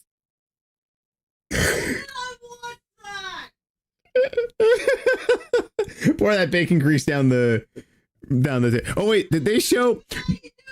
Did before they showed the? Did they show him wasting the hamburger Besides Phil's meat? poor diet that would impact his life in somewhat ironic ways, viewers were exposed to cooking mishaps that were Oh perplexing. no, he didn't. Safest thing to Okay. do with bacon grease. Oh yeah. Why grease is bad for your pipes? Yeah, never put it down any drain. Hot fucking potatoes. Just screwing his viewers. Like if you've got like a soup can or a glass jar or something that you could safely store and then chuck it out later. Yeah, that's what you do with grease. Could look at the clock in the stove frame, the layout of his house, etc. As for the rest of his videos, they were performing well, even if he did have a few hiccups or angry neighbors telling him to shut up along the way. If this was the only trouble DSP received, the rest of 2010 clams went right more up. smoothly. The key change. That sucks. Is June didn't show him, like he was cooking tacos or something, had like a pound of beef, used 2/3 of it, and the other third, instead of like, let me ask y'all, chat. If you're not gonna cook all your beef in one go, what do you normally do with it? What Melanie does is, if we're cooking, like if I buy a pound of beef, we're not going to use the whole thing in like a spaghetti or a hamburger helper or whatever else we're cooking with beef. So she'll divide it and she'll put the extra stuff in Ziploc bags and then squish it down and then throw it in the freezer so that it's ready for other stuff. And this was taught to me by my good friend, who was also my former roommate, and that I've known for goddamn, since the 90s. What does this guy do? What's this guy do? Chucks the rest of it in the garbage. He's so wasteful. I hate to admit this, but one of my clients is a little wasteful too. But then again, it's just the way she's been brought up. She doesn't believe in leftovers and stuff like that. That destabilized his world was him getting fired from his They're job. hurt, and What happened in this case, if they it's did 2 days before, old, where they it's took me out of this department where I was doing all this great work, and they put me in a completely different department. The manager there didn't give a fuck about me, and after 3 months they laid me off. Now, with more incentive to monetize his life, Phil launched a new series. And I'm just saying nothing, but for some people, it's either culture thing. Known as DSP Tries It. Because fast food, I'm going to be telling you right now, when I do these for fast food, they're always going to have a low rating, because fast food usually is pretty bad. It's an odd combination of flavors, because the egg God, the and lips all the meat stops back in your are lip. extremely salty. This series was initially food-based. Then he began reviewing his own merchandise. There's a bunch of different designs that you can get. Then joysticks. This joystick uses all Sanwa parts. This series had now evolved. And within what I the mean first by 21 that episodes is- to a general product review show. DSP tries it. This is DSP, and I'm using the new Axe body... That's not it. What the hell's that shit? I'm using the new Axe body detailer. Hey, skip. Unsecuring YouTube survivability, and offered to make him his own website, as was customary for various creators that found themselves job and later stopped posting on the King of Hate HD altogether. DSP's fans were aware that he continued the series and later stopped posting on the King of Hate HD altogether. Just want to get past DSP's that. fans were aware that he lost his job, and so a fan contacted Phil and offered to make him his own website, as was customary for various creators that found themselves unsecure in YouTube survivability. And so, by October, the kingofhate.com was up and running. Mainly used as a fan site, this website was fully equipped with forums and not a host of actual videos. Fan input and support was at an all-time high. That's why in November, he made an exorbitant amount of money. That first month, I made $18,000. In the first half of December, Phil made another $13,000, though it is Fucking unclear crazy. if YouTube actually paid it out. Regardless, if what Phil says is true about him making around $200 on average in the prior months, then he was now making 100 times more. This was unsustainable. Mid-December, I get a message from YouTube. Dear Mr. Burnell, we have detected invalid clicking activity on your videos. Therefore, as a result of said activity, we are suspending. We're not turning off. We're not completely removing. We are suspending your AdSense account. Phil claims that this increase in click activity was due to viewers feeling bad for him, not considering that the average person does not know how YouTubers make their money. Gross. This was mysterious by intention, done to avoid users clicking on ads for the sake of helping out their favorite creator. And if viewer support via DSP's instruction could staunch his income, what could viewer hostility do? This, I said, YouTube, with their AdSense program, literally tell everyone, don't talk to your fans about it. Don't tell them how AdSense works, because then you would incentivize them to do stuff and commit fraud. Basically, how much you guys participate with this channel, if you know what I mean. I'm not allowed to come out and just say, how you can do that, but anyone who's accustomed to YouTube and how the partner channels work, I'm sure you understand what I'm saying. That's where the fun comes from, so I just want to say thanks a lot to everyone. I hope to entertain you in the future. Please go to my partner channel, The King of Hate HD, and click on the ads that show up on the videos. DSP Cult Leader was a channel that represented a growing disdain for DSP. This channel was falling under the umbrella of detractor content, or those that at this moment believed DSP was not exactly truthful or transparent with his intentions. In late December of 2010, this channel was releasing various videos showing contradictions in DSP's words, like the reason he was suspended from the AdSense program, or just items that the uploader personally disagreed with. Additionally, though Phil positioned himself as tight with money, he was still able to purchase a few high-end collectibles here and there. The amount of statues and figurines were noticeably increasing. Perhaps it was because he felt secure, not in YouTube, but in blip.tv. This was a website that was trying to compete with YouTube and was on the lookout for talent. DSP, a very large channel, was welcomed with open arms, and soon after joining was the second largest channel on blip.tv, and was on an exclusive, superior contract. Here he uploaded gameplay and vlogging videos alike, while still uploading videos to YouTube as a fallback. That's how DSP entered 2011. His attention split between two competing websites. In January... Can you imagine Phil being the #2 guy on Blip behind Doug? Yeah, so let's make no bounds about it. Yeah, Doug was the #1 guy on Blip. He's the one that made that site. It was just like, wait, I can make videos, not worry about copyright takedown, and still make money off of it, and make better money. Yeah, let me get on that.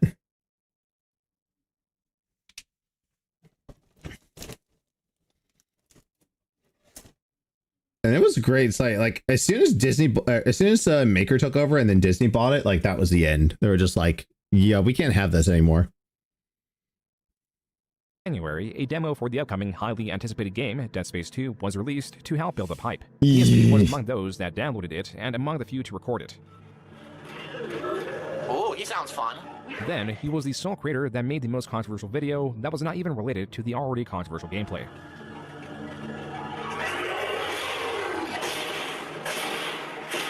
About to get very uncomfortable. This is what happens when you let the Jews do whatever they want. You've let the Jews overrun space, and now look at this. Their greed has had the artifact turn everyone into necromorphs. So now I, the last remaining Nazi, must exterminate them. Hello, Jew. Phil, role-playing as the last surviving space Nazi, did not translate well to his audience that quickly reported his anti-Semitic jokes.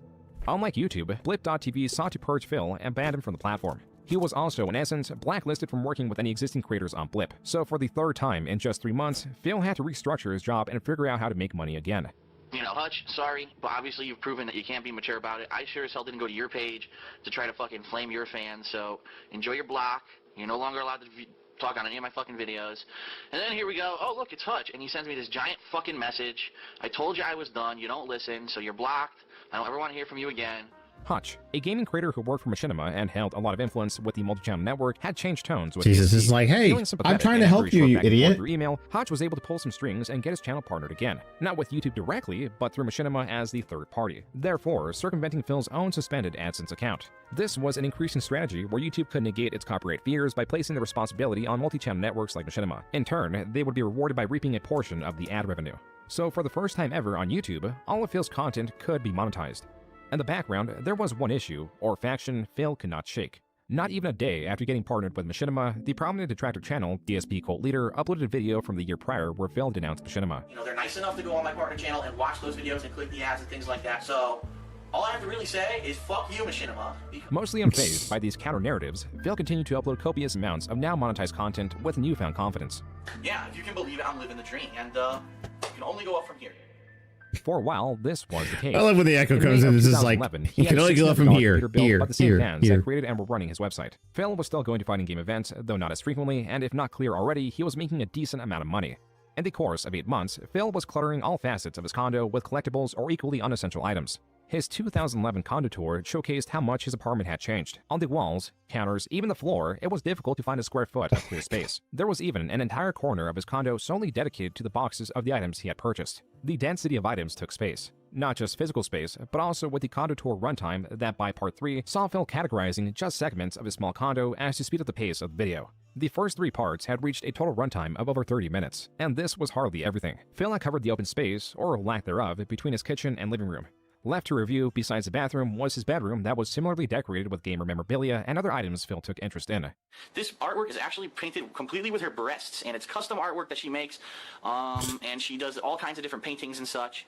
And I was actually thinking, this is so nice, it's so artistic looking, that if I do get an office next year, like I had talked about doing, that I may actually commission her to do a couple more paintings for the office. I thought that would be pretty cool. On that note, the only thing preventing Phil from stockpiling more was lack of space, which he sought to remedy. If I get more artwork, where's it really going to go? There's only a couple spots left that I've been looking, like a couple spots in the bedroom or whatever. A piece is so freaking tiny I can barely see it. Wow, at this point, it's pretty much all filled. Oh, God. Void, void, void. Yep. Void, void, void. This is not a check. Cash payment 1/20th of a cent. Mr. Teller, do not redeem.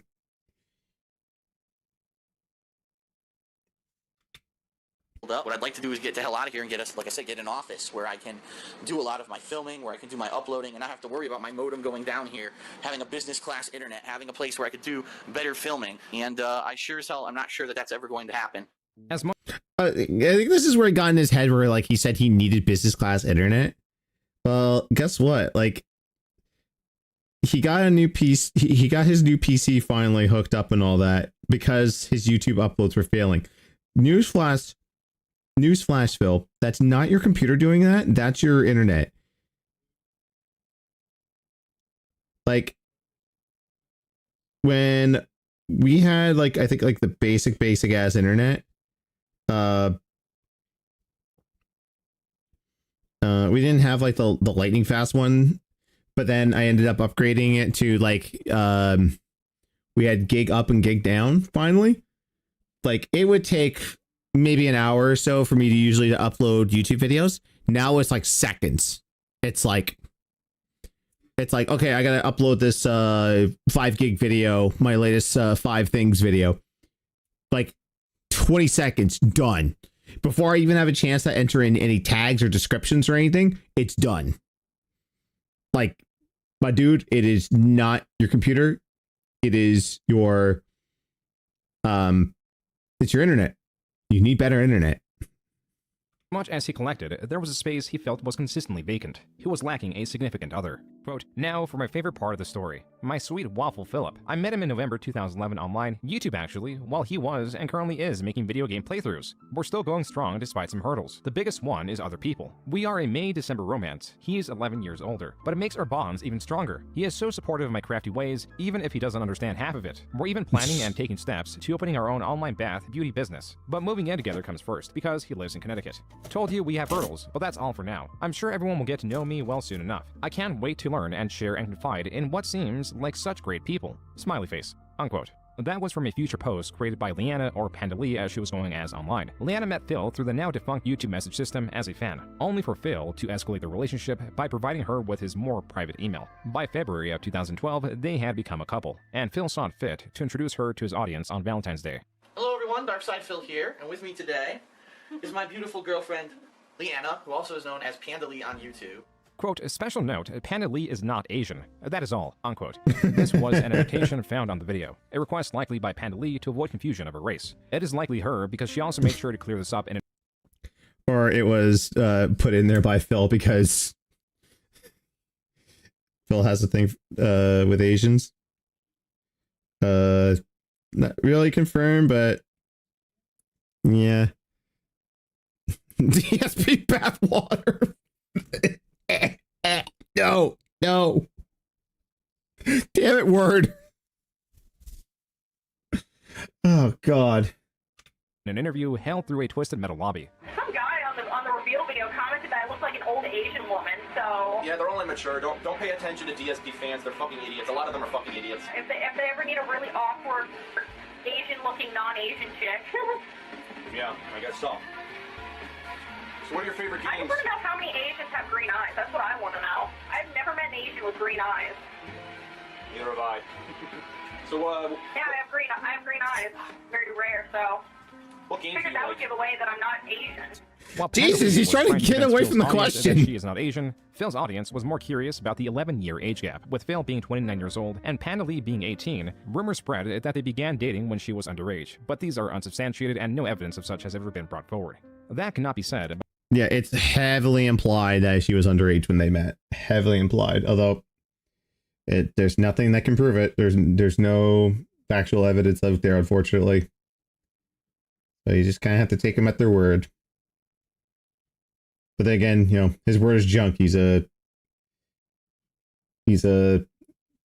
pathological liar, so there you go.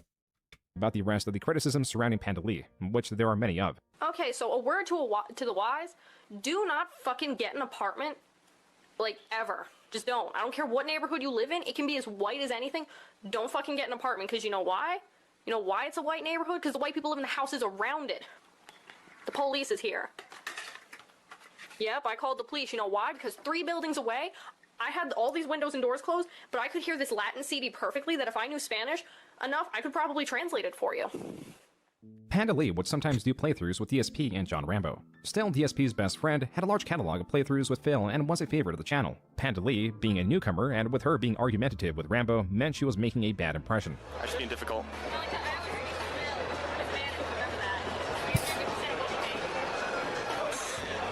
Alright, well anyway. Panda Lee was a fair match for Phil because she had similar reasoning and an argumentative personality that Phil often portrayed in his videos. As for his videos, DSP peaked in late 2011. Now, 2012, the trend was downward, and instead of getting a capture card to improve the quality of his videos, he sought experimentation elsewhere. Thank God. Project Rewatch 7 this. was Phil and Friends' answer to the higher quality of videos found on YouTube. A summary of the plot is that Phil's gaming talent was stolen and that he has to travel through 7 gaming worlds to find and reclaim it. The stars were Phil, his best friend John Rambo, and their mutual friend Howard, which Phil claims was more so just John Rambo's friend. In charge of the editing, which was the heavy lifting, was more friends of John Rambo known by their channel Respect the Pact. They offered their assistance with the project for the sole purpose of a shoutout, which they hope will launch their YouTube career. Hello, I'm John, and I'm joined by Howard. Woo!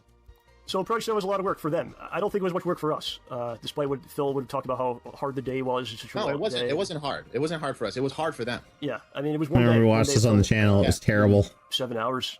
The Sesame was Pact way put in better. a tremendous amount of work to edit the project that only made it to episode 4 because one of the members had a child on the way and the shoutouts that they got from the project did virtually nothing for their own personal channel. There was also the fact that Project 7 was practically a failure. The entire 4 episodes, when adding up the views, did not even surpass 1 million. It was far more lucrative for DSP to continue pumping out low-quality, effortless gameplay videos that he had even gotten a raise for mid-2012.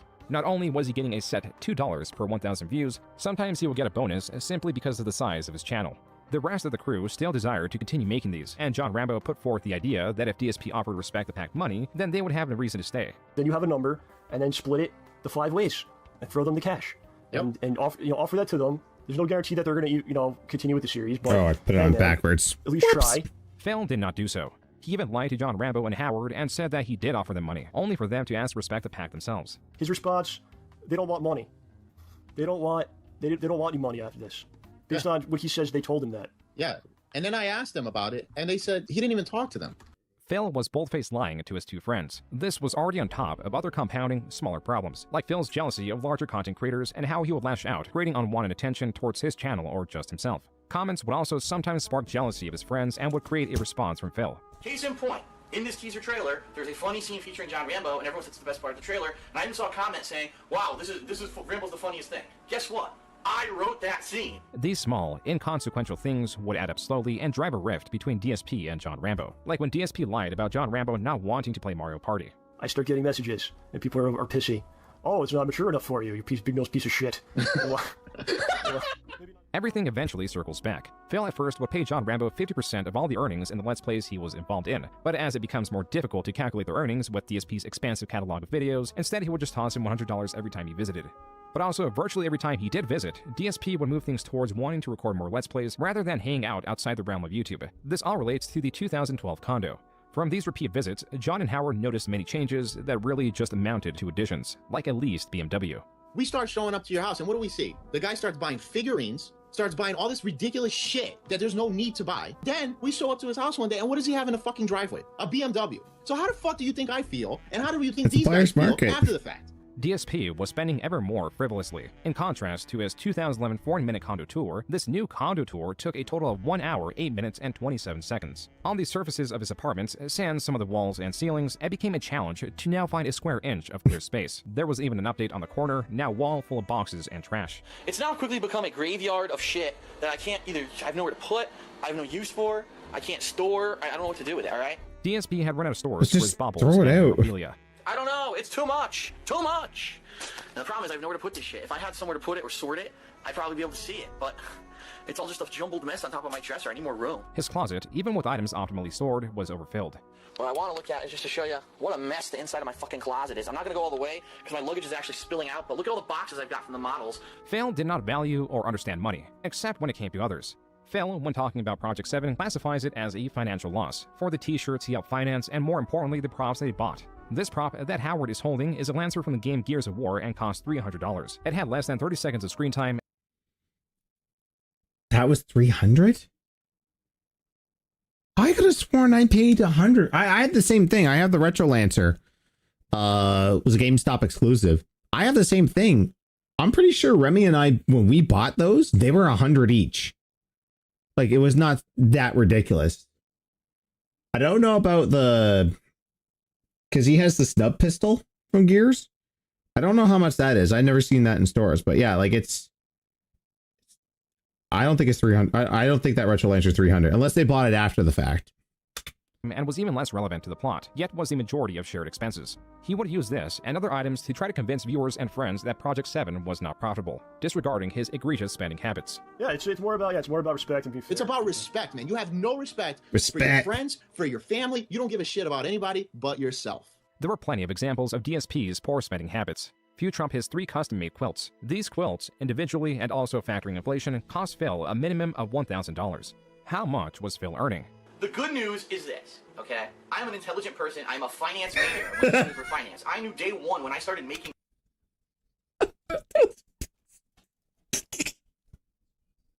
I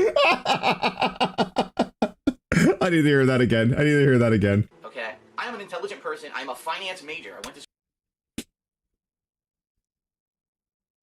to... I'm an intelligent person, okay?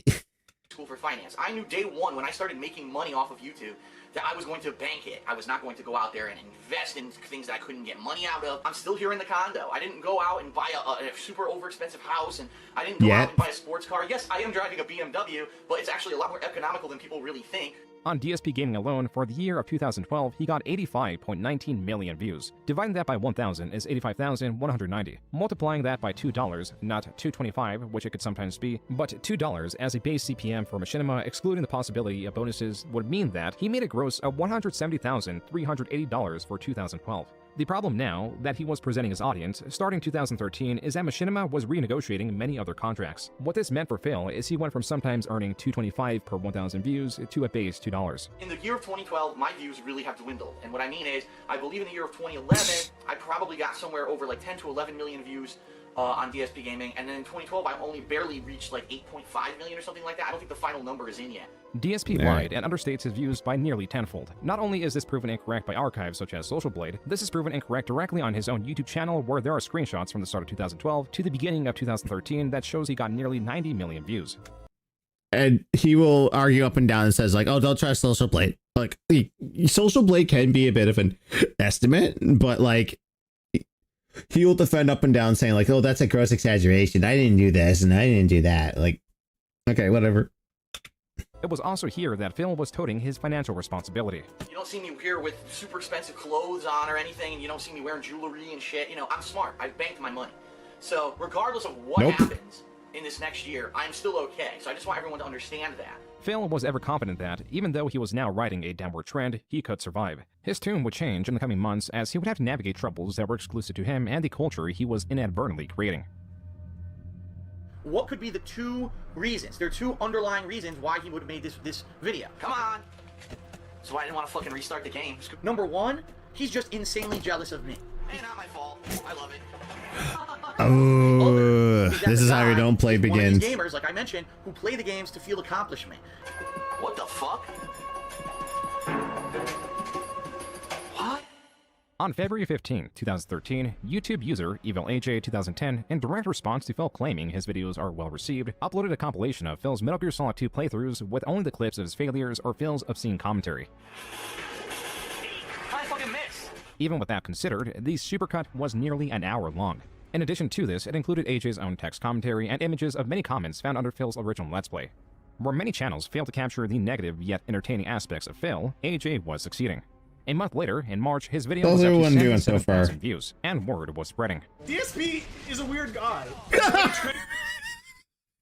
It's Patting that. Oh god.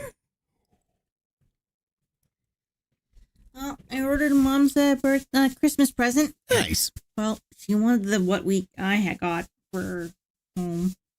The mouthwash dispenser. Oh, wait. It was still kind of funny considering she couldn't remember how to turn it on, so she actually pushed the plug in to the where to put the mouthwash, thinking that was how to turn it on, when she didn't realize that it was the cups. Then again, I had a little doy moment when I realized I had to turn the thing back on. I'm like, oops. Oh well.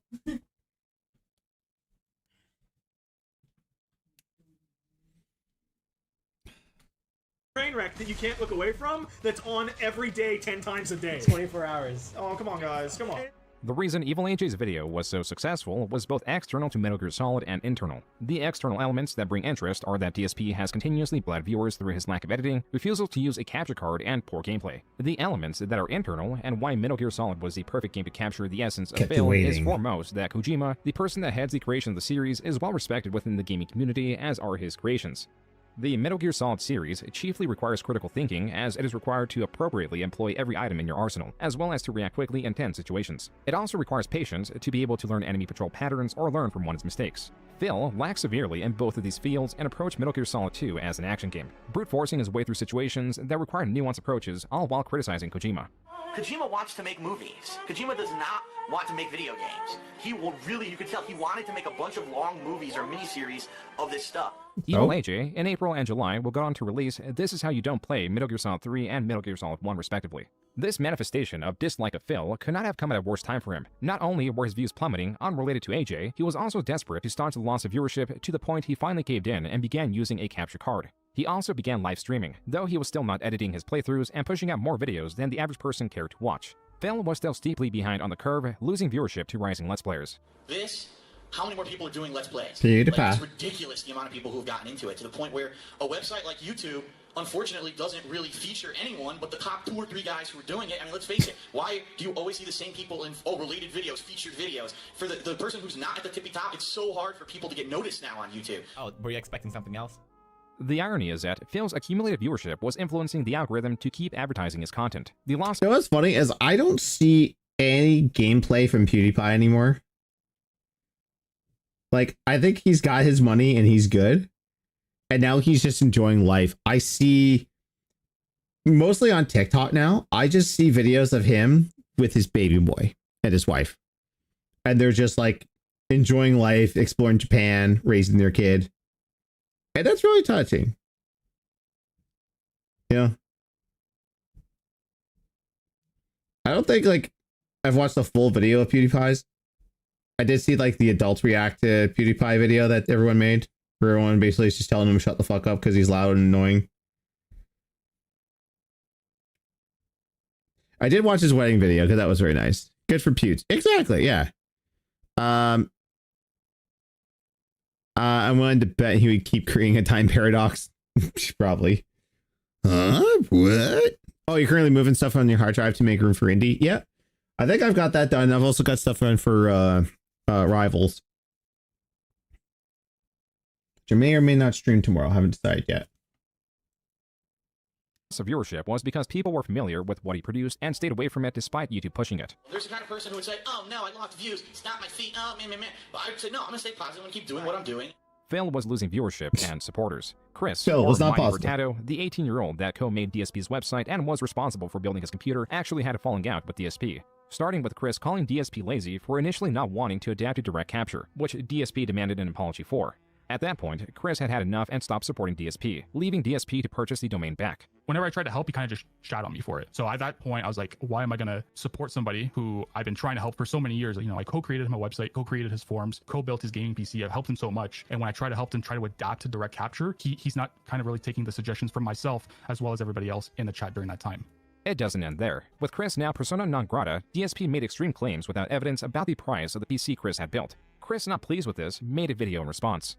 He had made a video basically stating that he had sent us apparently $3,000, and that wasn't the case. The actual amount a DSP paid for the PC, as shown through Chris's receipt, and a few $100s extra that was sent, was off by a maliciously large margin. So I had actually made my own video defending myself, and I had shown the PayPal receipts of DSP sending the $1,600. DSP to this day cannot provide evidence or reason why he claimed the PC cost $1,400 more than it actually did. To make matters even worse, it turns out Chris paid for the shipping out of pocket. We actually paid an additional $150 from out of pocket from my side just to ship the computer. That may have been the last of his direct interactions with Phil, but not with others that post him.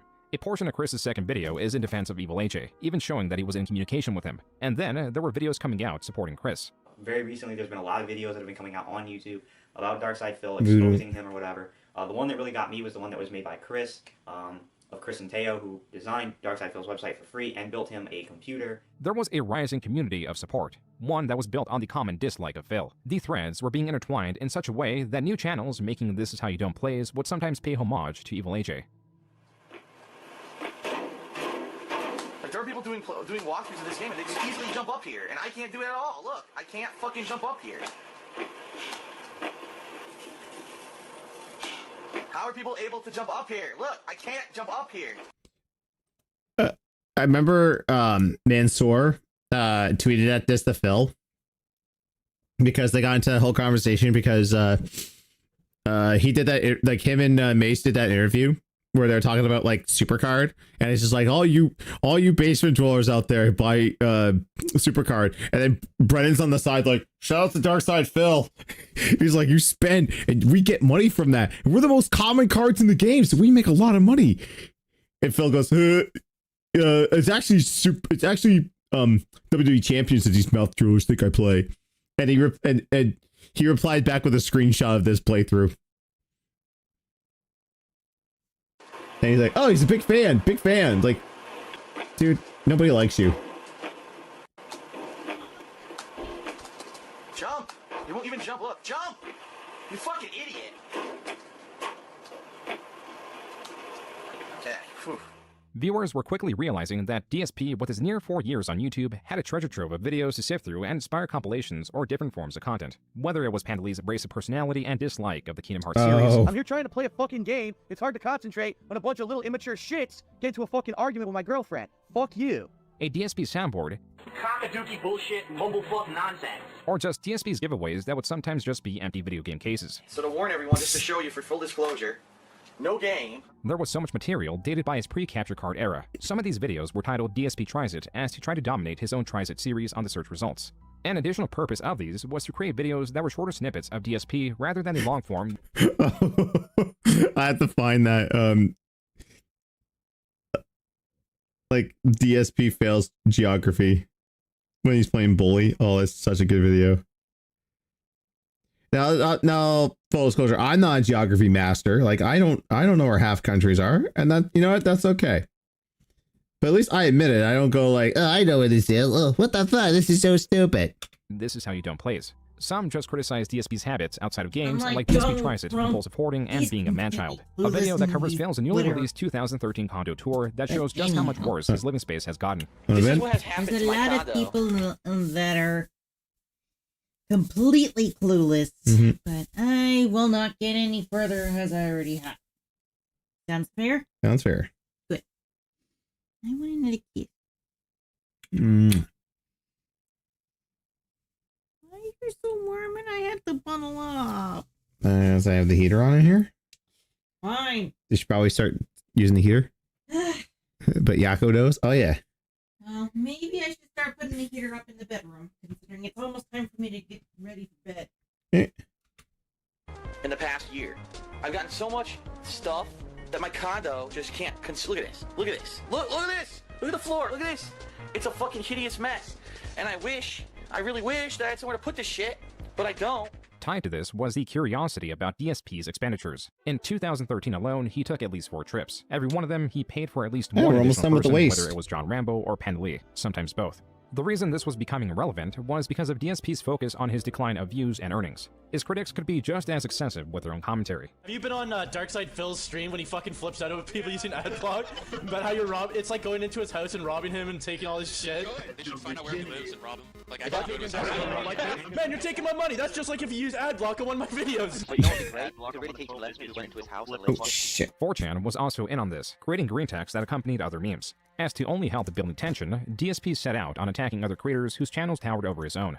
Holy shit, another YouTuber who's not a giant fucking proboscis PewDiePie idiot who loves gaming, is doing it for the love of gaming, and he's actually showing up in my fucking related channels. PewDiePie's channel had over 100 times the subscribers that Phil had, and there was no doubt that they shared viewers, so these comments assured that those viewers would not return to Phil. What's more is that Phil would talk about how big of a fan PewDiePie was of him. Yeah, that's right. PewDiePie has said he was inspired by me to make videos. He used to watch Me? my content Really? back when he had no money to buy games. He would watch me play the games. That's how he got the idea to make his content. PewDiePie did in fact like some of DSP's videos back in 2011, though as Phil's barrage continued, PewDiePie would have a change in opinion. As for now, the other leading channel that he was personally at odds with was Tobuscus, who launched his own gaming channel. On top of that, he promoted I've never heard of NCAA Tobuscus, football but that, yeah, that's 2013, okay. and his video on it was used as an advertisement for the game on YouTube. Phil, displeased with what he perceived as YouTube advertising his competitors, was quick to make a rant on it. And here's why I'm upset. I'm not upset that he's advertising the game. That's fine. It's even a gaming-related ad. I understand why it's on my video. But at the end of the fucking ads, there's a link to his channel. Phil was thoroughly lambasting entertainers and games that Well, his sure. audience How are people enjoyed, supposed to get to his games that were channel? rising in popularity like Minecraft for its lack of story. This made the rounds so much that even the creator of Minecraft commented on it. Because of DSP's rapid decline, there was in hang on. so much. What did Notch say? I wonder if they call me DS, you still think Notch is an idiot. Hashtag DS positive, not. He thinks I'm an idiot? Sad face. That even the creator of Minecraft commented on it. Because of DSP's rapid decline, there was inversely a lucrative market to make content criticizing DSP. A group of creators would soon fly a banner that would be seen across various channels. The Kojima World Order, or the KWO, was a unifying group for what was being called troll or detractor channels. The origin of the name came from Phil himself and his criticisms of Kojima. I'm joining the Kojima World Order as of right now. Everything that Kojima has made is godlike, without question. Kojima World Order. Kojima World Order. 2013 ended far differently than it began, with DSP's views still Yeah, on these shoulder decline and pieces a are just decline not how staying DSP was in. I viewed, have and no made for idea. Phil's worst year yet. And That in is so 2014, stupid, the trend but- of videos and memes evolved rapidly. Phil could only add fuel to their fire. Okay, what is up, everybody? Darkside Phil here. Welcome to Release Day Unboxing for Tuesday. the non-boxing. It sits there with lightning returns like, I'm gonna unbox it and show you what's inside. Never unboxes it.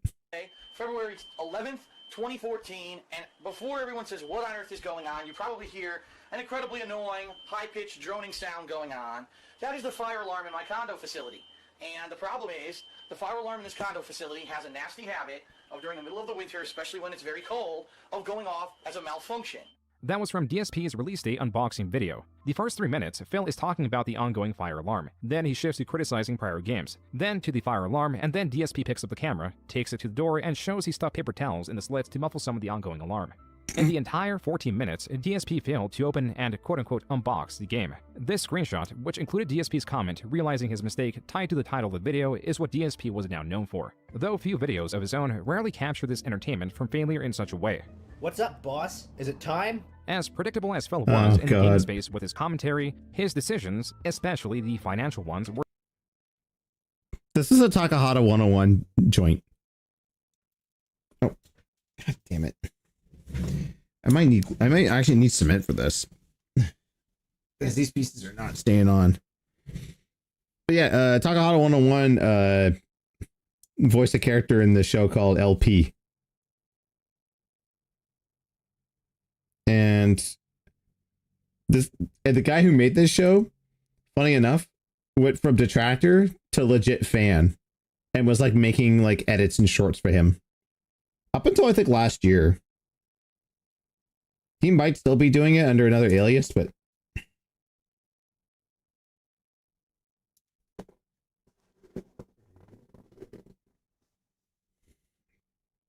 were seldom predictable. Phil, mid-2014, finally committed to move. Some discernible reasons for a move were mainly tied to having a larger living space, allowing for more storage, and would give Phil and Panda Lee their own space as they were seeking to move in together. Common strategies would suggest Phil would either sell or rent his condo and then move in somewhere close by. This would allow easy access to the condo for maintenance. The social elements are as important, like his friends and family that were all living in Bridgeport. With this in mind, what does Phil do? I got the confirmation over the weekend that we are good to go. We are closing this week. By the end of this week, I will be the owner of a beautiful new townhouse / condo in Washington State. It's probably going to cost me about $7,500. I shit you not, it's that expensive to move across the country. Phil had decided to move from Connecticut to quite literally across the country to Washington to purchase a condo for $265,000. What's more, for 2013, with Phil's viewership on his main channel, he had made just shy of $100,000 gross, a steep decline from the $170,000 gross in 2012. This indicates continued loss of revenue and pressure to pull back on spending. And even though Phil should have money saved up, he was still petitioning his audience for donations. Right now, I'll be honest with everyone, the past month to 2 months, April and now May, up to now have been pretty slow. But, you know, I needed a little bit of help in these times when things are slow, okay? The situation he was revealing was far more dire than initially thought. Phil was technically still in debt as he paid the minimum on his mortgage for his Connecticut condo, and as later revealed, Phil, as he claims, emptied his bank account to finance a move, meaning somehow the hundreds of thousands of dollars he should have saved were supposedly gone. In addition to this, he began using credit cards to continue his lavish lifestyle that was far beyond unsupportable. Quote, I'm a successful YouTuber and lots of people dislike me because I'm successful and outspoken. I should have signed up here with a different name, but I didn't think that far ahead. I may do so now. Unquote. This was Phil in a forum for the mobile game WWE Supercard, which is essentially a collectible card game of sorts with an emphasis on microtransactions themed around the well-known American wrestling organization. Quote, I just got my second in the Hulk Hogan Challenge and spent around $200. For $1,200, I think, you can buy a pack of 1,500 title matches, which is enough to win the event doing straight +5s. Unquote. The jargon around the game was hardly interesting to any detractor. What was Phil's knowledge of the cost of items and his spendings. Yeah, this is where the whole wrestling JPEGs and stuff comes from, is actually with Supercard. And like it's the most mundane. If you see my video on it, I have a video where I play it a little bit to show what it was like back in the day. But like it's literally 2 JPEGs going like this. And if one star's bigger than the other, then you win. Like legitimately, it was so dumb.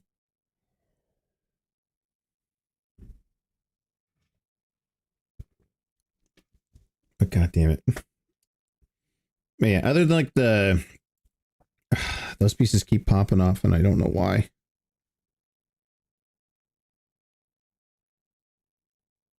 I think it's because the top pieces there are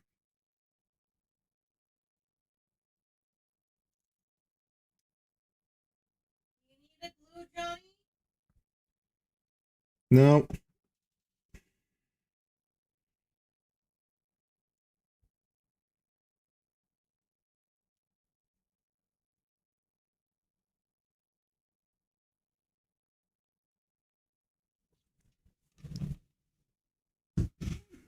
Just try maybe moving it around a little bit. Maybe that'll work. Potentially thousands of real-life dollars in a time he supposedly did not have any money to spend. Yet, he was financing Panda Lee's new soap-making business. Phil also renewed the lease on a BMW that he would drive at most 2,000 miles a year. Evidence of Phil's poor spending had been mounting for some time, but never has it been this overwhelming.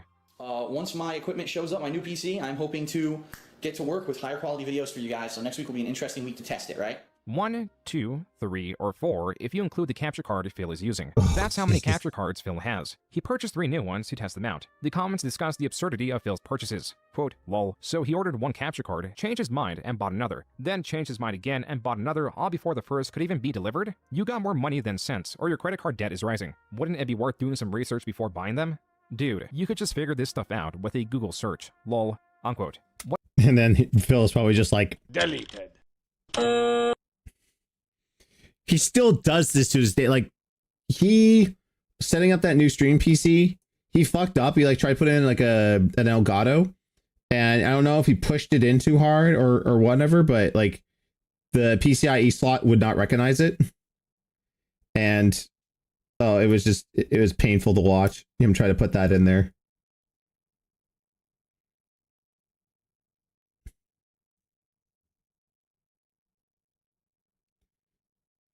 What the comments miss is that Phil also bought a new, pre-built PC from CyberPower within the week of the capture card video, and did the unboxing live, taking his chance to mock the PC Mighty Frittata built for him by stating, This is how you do ship a PC. We already got a broken piece of plastic. Already a broken piece of plastic. That might be why the top is moving. It's the post that goes through that holds this in place broke off in shipping. the price of the PC was $3,000. Here it is in action. What the hell? The game's choppy as fuck on my new PC. Great. So he didn't know that there was an option to switch from encoding with your CPU and encoding with your GPU. Like, he just didn't know how to use his PC. I freaking maxed it out. It went to 100%, so I cannot play a PC game on 1080p 60 frames per second and capture and stream at the same time. It doesn't work. The irony of all this is that Phil later cited Seattle's tech sector as one of the reasons for the move, despite not having any formal education or even general competence in the field. As for the exorbitant spending on equipment, DSP could cite that he was trying to improve the quality of his streams and also deduct the purchases for taxes, but he was ignoring the fact that gaming content was being improved by editing the unnecessary parts out. Phil was still refusing to do this. His cited reason, he was a gamer. Quote, I'm a gamer, not a video editor, entertainer, actor. I like to play games. I'm a not edit gamer. videos out there," unquote.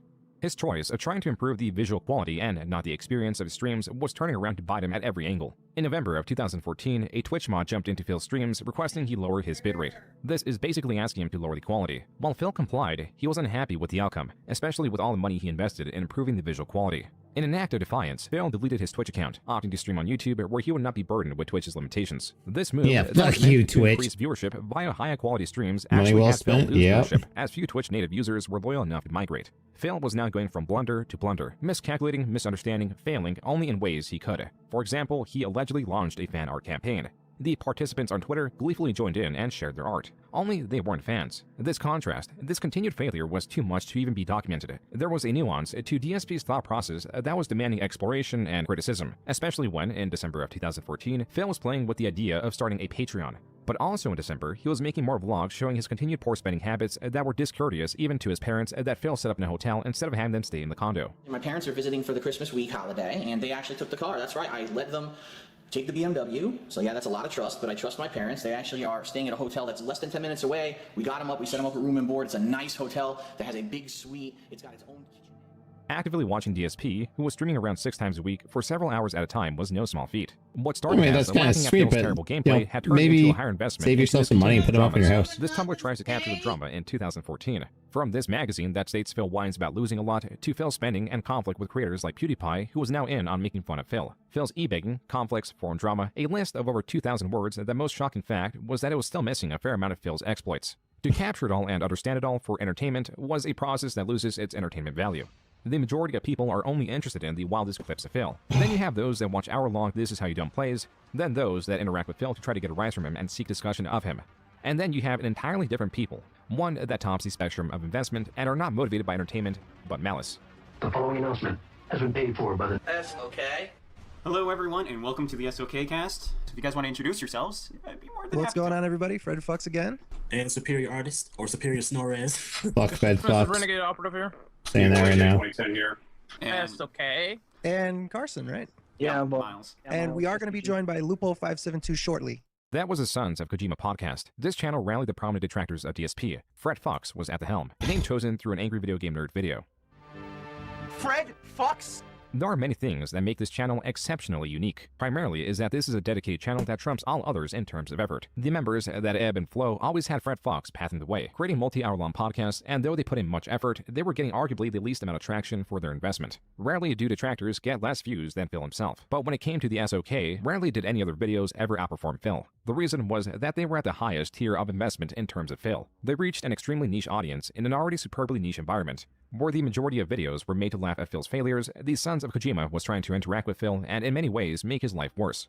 On the surface, they would promote what they believed was their moral superiority by leading a charity drive that funded the construction of a well in Africa. But they, mostly through Fred Fox's will, attempted to dictate detractor communities beyond their own. They made the rule that detractors cannot monetize their channels and or make profit through Phil as to remain morally superior. Yet they, in the background, would work with others to strike Phil with illegitimate copyright strikes. Fan art Yeah, played a that was central pretty role in this campaign. scummy of them. In 2015, the Sons of Kojima ran free, and it's difficult to say how many trolling campaigns they were launching during this time. A time where Phil's views, for now the third year straight in 2015, were on a steep decline. The trolling community was active like never before, and Phil continued Like, to I'll suffer worry from about these pieces ramifications later, of his but terrible alright, financial let's look decisions. at the chess Possibly to piece offset now. his continued losses, Phil was committed to launching this Patreon. But there was an issue. There was already a Dark Side Phil Patreon. This had many subscription tiers. On the lowest side was $1, or This Is How You Don't Donate tier. On the highest end was the 7 million tier, or the Theft tier. In between these were 15 more tiers, littered with inside jokes making fun of Phil. This parody Patreon, as it reserved the name Darkside Phil, was sequestered, and in January, Phil launched his Patreon to mediocre success. In February, the number of patrons greatly rose to 74, paying out a total of $1,166. Right. What influenced the surge was Phil redesigning his Patreon to center around milestones that, once hit, would guarantee the release of a video or a stream around a game, like Minecraft, that Phil had a change of heart with. Fans now understood that this was not so much a donation, but a guarantee, held by Patreon's milestone goals and Phil's own words. But it's not just a way of saying, here, take my money, and thank you. It's a way of investing. You spoke in droves and said, we don't just want pure raw gameplay anymore. We want montages. We want better edited content in addition to the raw gameplay, and we'd like special events. You get what you want. This had the added benefit of regaining some favor with This his did not audience. happen. He even began releasing edited montages around months or just his own game series. These, by their nature, were meant to compete against This Is How You Don't Plays, or at least capture some of the market. As they failed to compete with them or even just surpassed his raw gameplay videos, he reserved them to a Patreon tier. Also, during this time, some videos criticizing DSP were being taken down. While DSP blames these takedowns on Machinima acting in their own interest, viewers took it as DSP wanting to suppress the negative attention. As these takedowns happened in March, the channels willing to fight the claims were reinstated in April. But when they were reinstated, they were immediately claimed, meaning that they could remain up, but all the money would go to Machinima. This same month, DSP released a video of him performing various actions in front of a green screen. It only took one day for a scathing video that utilized the green screen footage to be released. This included reference to Phil's decline in views, his alcoholism, and the copyright strikes applied to detractor channels. Additionally, Phil's diet of fast foods was coming back at him in full force. After all, current day, there is at least 17.5 hours of footage of Phil consuming fast foods or foods of similar quality. Oh, My Jesus. foot is incredibly swollen. You cannot tell from what I wanted to show you there. It's about, I'd say about 1.5 times the chubbiness of my other foot. So after doing a bunch of research online, and after what everyone's been telling me, it sounds to me like I might have gout.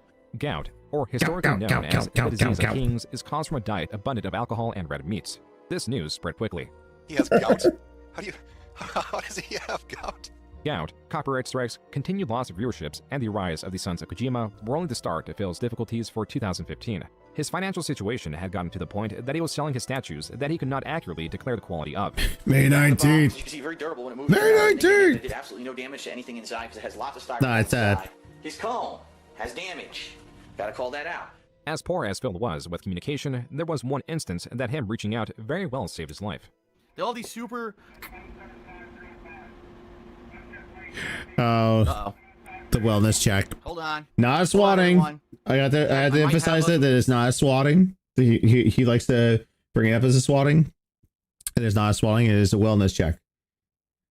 Because if it was a swatting, you would have heard FBI open up. Cops outside. Hold on. In the afternoon of June 24, 2015, someone called Phil's local police department claiming they had shot their parents and had a hostage. This was a swatting, and the police had to respond. Luckily, Wasn't Phil had swatting. thought ahead in fears that something like this would happen. Due to that, and because the caller did not identify themselves, they went in with the expectation that they were possibly not in danger. If not for these circumstances, this visit could have ended far worse.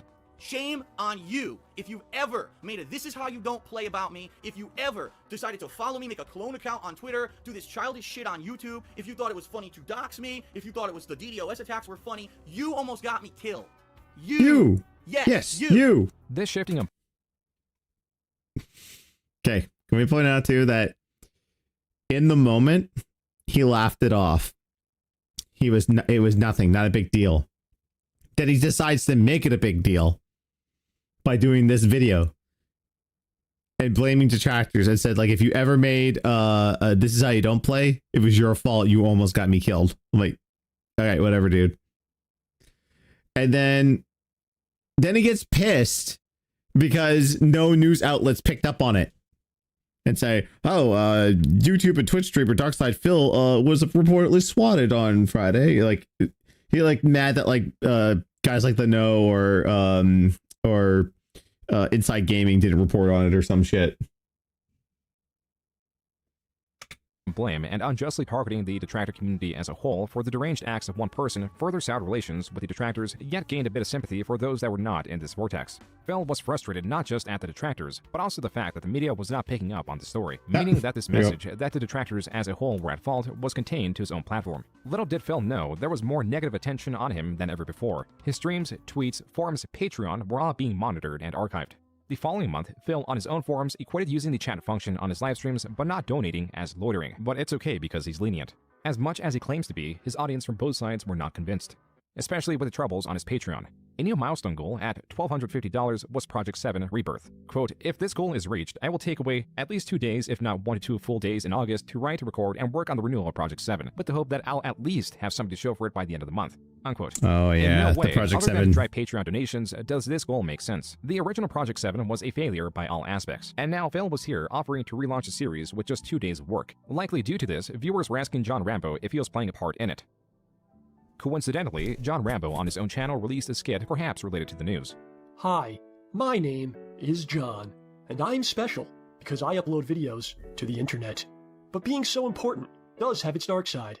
In fact, it means that my life is much more difficult than everyone else's. This is why I've opened a Pay Me Tons account. It's an internet website that allows people like me to receive lots of creativity from people like you. Simply log in and transfer the entirety of your bank account into my Pay Me Tons account. I won't even get out of bed for less than $50. With Phil's relation with John Rambo in disarray and no feasible way to relaunch Project 7, in August he announced the project would not be coming to fruition and would be replaced by another goal. Similarly, his Alan Wake montage that the patrons voted for would also be cancelled after a single episode. Oh, good. The power went out. I'm not even kidding you.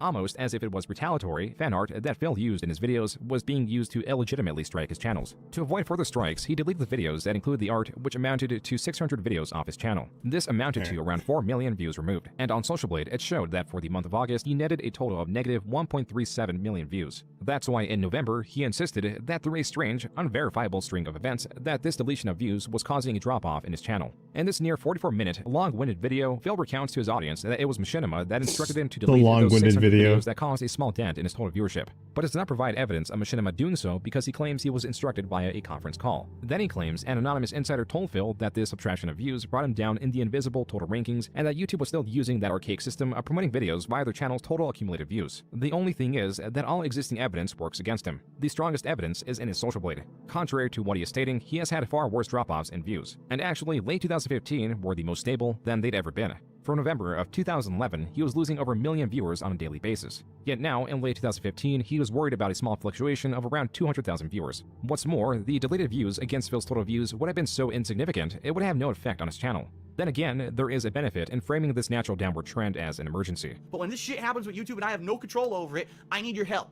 And if you really want to help, Patreon's the way. $1 a month. This hardly helped his Patreon that was already being scrutinized due to his unfulfilling of initial goals, and more than just his patrons were distrusting of Phil. Yeah, on go to my Patreon. Are you actually going to do your goals? An Ask the King episode where he answered fan questions. Fans seeking an update on John Rambo asked Phil where he stood with him. I hope that people don't take this the wrong way, but in life, if you have something that you want to say, or you have an issue with someone, all right, say it, bring it up, hash it out. If something happens and you don't bring it up and you let resentment build up, that's when relationships get ruined, right? Fans unstated with Phil's answer, like with the relaunch of Project 7, were reaching out to John Rambo on Thanksgiving to ask how he felt about Phil. 2 days later, on November 28th, they, including Phil, were given their answer. Hello, I'm John, and I'm joined by Howard. This was the same podcast that was used earlier in this video that talked about the production of Project 7. John Rambo decided to upload this to a separate channel and then deleted it about a day after. Then it was re-uploaded in perpetuity by channels archiving the material. And so in permanence was this about hour-and-a-half podcast of evidence where John Rambo details his falling out with Phil. From Phil unfollowing him on Twitter, to Phil drunkenly messaging him late at night while watching their Let's Plays and not calling him even though John Rambo said he preferred that over text. It was all this, plus other minute issues like merchandise both parties invested in, Phil's susceptibility to trolling, his self-destructive tendencies, and other private elements that caused his falling out. At the end, John Rambo offers an olive branch by stating that a phone call could fix this. But Phil never did call. And so Phil lost touch with the last friend he had. I like call, I don't have your number. Later, now closing 2015, Machinima informed Phil that they would no longer honor the $2 CPM contract and would instead swap to paying him with the raw ads, which would further decrease his earning potential. Everything appeared to be working against him, and the idea that was meant to breathe life into his channel did not come. What did come was something else. What is up, everyone? I forgot about that lead-in.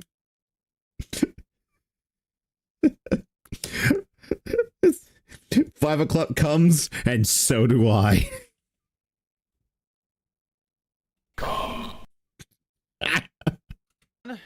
Hello, hello, and welcome. Oh, the camera's on. The camera's been on the whole time, huh?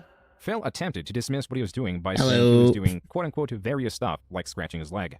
The bombardment of memes and other media will not allow Phil to dismiss this so easily. It was already clear that he was pleasuring himself on stream and forgot to turn the camera off. Keemstar, the owner of Drama Alert, a trending drama channel at the time, quickly picked up the story. It was then that Phil came clean and admitted to what he was doing. After Drama Alert and the internet as a whole spread the news, Darkside Phil would be known, above all else, for this. A new nickname was passed around as DSP would be known as The Guy. You didn't even know the camera was on. Every inch of my dick balls, right? Because in theoretical conversation, when one introduces the subject of Darkside Phil, the other participant would respond with, "Is that the guy that pleasured himself on stream?" Phil handled this remarkably well, making jokes about it and accepting his new identity in stride. You're absolutely right. That's what I'm known for. You got exposed for doing that. I got completely exposed. His partners and Machinima were not so enthused, and sought to take down any re-upload they could find of the event. Whatever goodwill Phil had gained from the acceptance of this recent event was quickly lost. In this single post on his forums, he insults 3 different creators who have audiences larger than his. He calls Total Biscuit's reviews overanalyzing, calls Jim Sterling's reviews that fool you into thinking they're intelligent with fancy wording, and Angry Joe's reviews bloated with skits and cosplay for kiddies to retain attention. The cherry on top was the purpose of this post was to represent his own Angry views Joe, as but superior. Quote, or the if you actually streaming want an prick honest with the review from an streaming honest guy dick. who's played video games all his life, has a huge wealth of experience/knowledge to draw upon, and doesn't have any bias towards anything, you can watch my review, unquote. Persisting on this path of self-destruction, the following month, Phil made an Instagram post calling PewDiePie's new buck meaningless for brain-dead idiots. This produced a response from PewDiePie, who simply responded with, quote, "DSP upset he can't read," unquote. The source of Phil's frustration was his continued bleeding of views. He was jealous, and over several posts on his forums, relentlessly defended the idea that not editing his Let's Plays is what made him popular, while simultaneously furious at being disadvantaged, stating that the only barrier between him and hiring an editor is money. There was something different in Phil going on here. A panic, a lashing out, a misrepresentation of the truth. Not to trick his viewership, but to try to fool himself. He was not concocting long-standing lies that would reach a... I was generally curious, like, I don't know if anyone's ever answered. Actually, Nick might be the person to ask. I've been kind of curious as to, like, how much does a YouTube editor, could they possibly make? Maybe that's why Grumps don't really have an editor for their gameplay anymore. Did you notice on Game Grumps, like Aaron and Danny, like, barely have cutaway gags? So it's just the raw gameplay.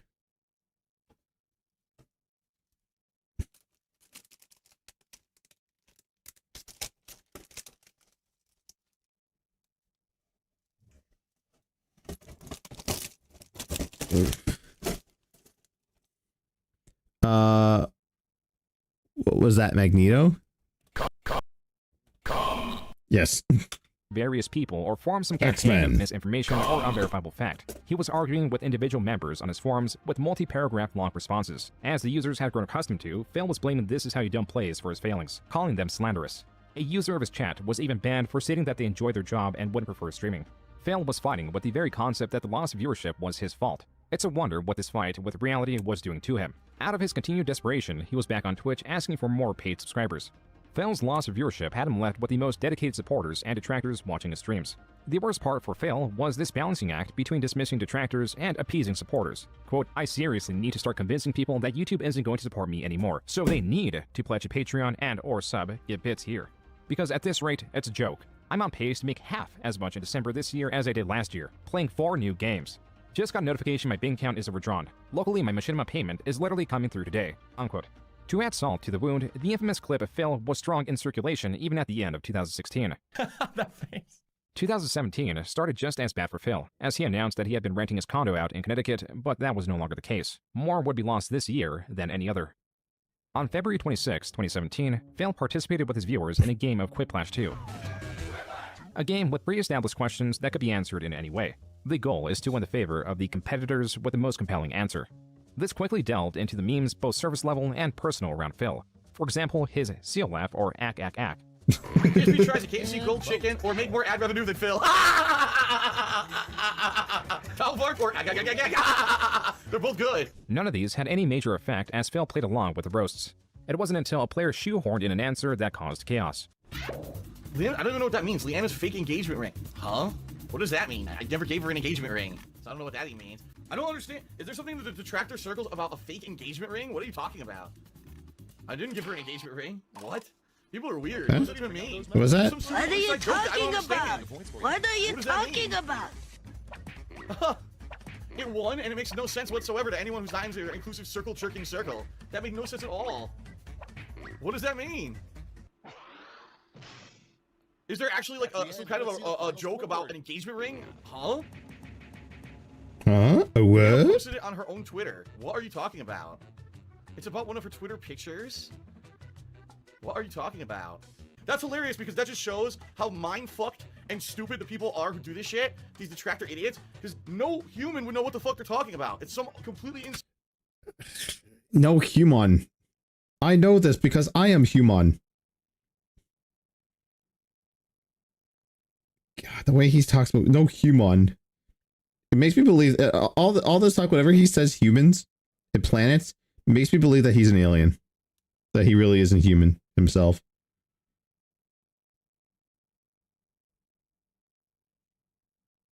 Alright, try and get this on here.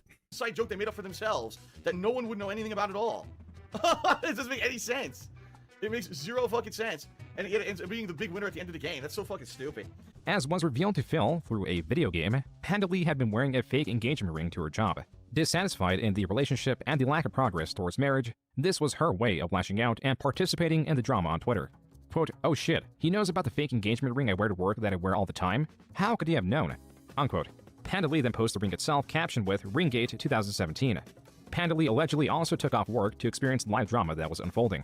With her displeasure with Phil near its climax, it was a surprise that did not separate there. In the limelight instead was Machinima. With the apocalypse in full swing, earnings down, and the company model a complete failure, they had less support to answer creators who were feeling the brunt of the loss of ad revenue. Phil, being one of these creators, reached out, but Machinima was slow to answer, and so This he is was so emailing cool, not whoever just did former these employees PS1 that had been fired graphics. without his knowledge, but emergency contacts meant for dire situations. That's when on He February landed on Area 28th, a Machinima 51. employee reached out to Phil and gave him the basic advice to increase his audience retention and kindly to not message other departments. Phil's full, alleged response was locked in on Machinima's request to not message other departments. Phil used his history with the company as a reason to act in the way he pleases and demands better treatment. If he is not treated better, he states he is better off not working with them. Machinima, more than happy to oblige, released Phil from the contract. After all, per their contract, they were only losing money with Phil because he was earning 100% of the ad revenue. Phil was relating this moment to when he got fired from his office job in 2010. As seen per Fred Fox capturing of Phil's Twitch chats, Phil was acting as if he was blindsided by his own requests, stating, quote, "There is no 2 or 1 month notice. That is complete BS, lol, but this situation is pretty unique," unquote. In a video released shortly after, Phil dissects his separation of Machinima, then dissects it again and again and again, then loses his train of thought, thanks his followers, asks for donations, and again restates what has been overtly established, yet never provides a satisfactory answer. That's why his video is nearly 2 hours long to explain that the contract with Machinima has been terminated. And as per the description, quote, "I cannot give all the details, but in this video I explain what's going on," unquote. This is all beyond Fails to explain what's going on. Besides Phil's uncreditableness or dishonest nature is why few would ever care for his side of the events. His long-windedness buries his own reasoning or retelling of events even further than his several uploads a day do. For any controversial moment, Phil is certain to extend what should be a clear and concise response into a multi-page long essay or hour-long video. It took about 10 days or so for Phil's channel to be fully released. And then, it took about an additional week for him to fight various content ID claims himself, as would normally be the responsibility of Machinima. Phil was quick to find a different multi-channel network to partner with. This time it was Curse. Unlike Machinima, who was trying to inflate the numbers, Curse did not give Phil a 100% cut of ad revenue, nor was he in a managed partnership. This means that they would not be responsible for his 30 or so content ID claims that he was getting a day on his 40,000 uploaded videos. The ongoing developments of 2017 were scarcely predictable. In April, Phil submitted to Panda Lee's request, and per her Instagram post, were now engaged. The detractors' persistent monitoring allowed them to find the ring almost immediately. It was one that Panda Lee personally liked on her Black Current account, which is the name of her soap-making business. Detractors, tracing this back to Amazon, found that Phil had spent on the lower end for this ring, a testament to his detractors' obsession and or Phil's dwindling finances. By May, Phil had concluded a 2-month-long talk with a different network that introduced themselves as Poltavi. They offered Phil a cut similar to Curse and a managed partnership. And while he found Poltavi unprofessional in their exchanges, he found their offer to be too enticing to give up, and severed his partnership with Curse, though Phil had made a grave mistake. Poltavi's unprofessional nature was foreboding, and they quickly turned around and disregarded the partnered element. With all this happening in the background, the sons of Kojima found out through Phil's channel's source page that he had a new partnership. Not with Curse or even Poltavi as Phil understood it. He was partnered with an entirely new network known as Leveria Media, and as revealed, was using Poltavi as a front to disguise their own network and shady practices. The CEO was found to be just a student at a university. Phil, understanding his mistake, sought to leave his new network. The sons of Kojima allegedly even got the CEO of Leveria Media on for one of their podcasts. This was a confusing set of events for everyone involved. While all this was going on, Phil was in the process of purchasing a new car. For the past 6 years, he had been leasing a BMW. In the last 3 years, he had only driven the BMW 6,000 miles, and so never changed the oil. You know, BMW, you're supposed to get maintenance for free, no matter what. That's part of the deal. That's why the car is so expensive. And they never, they never contacted us to get it changed.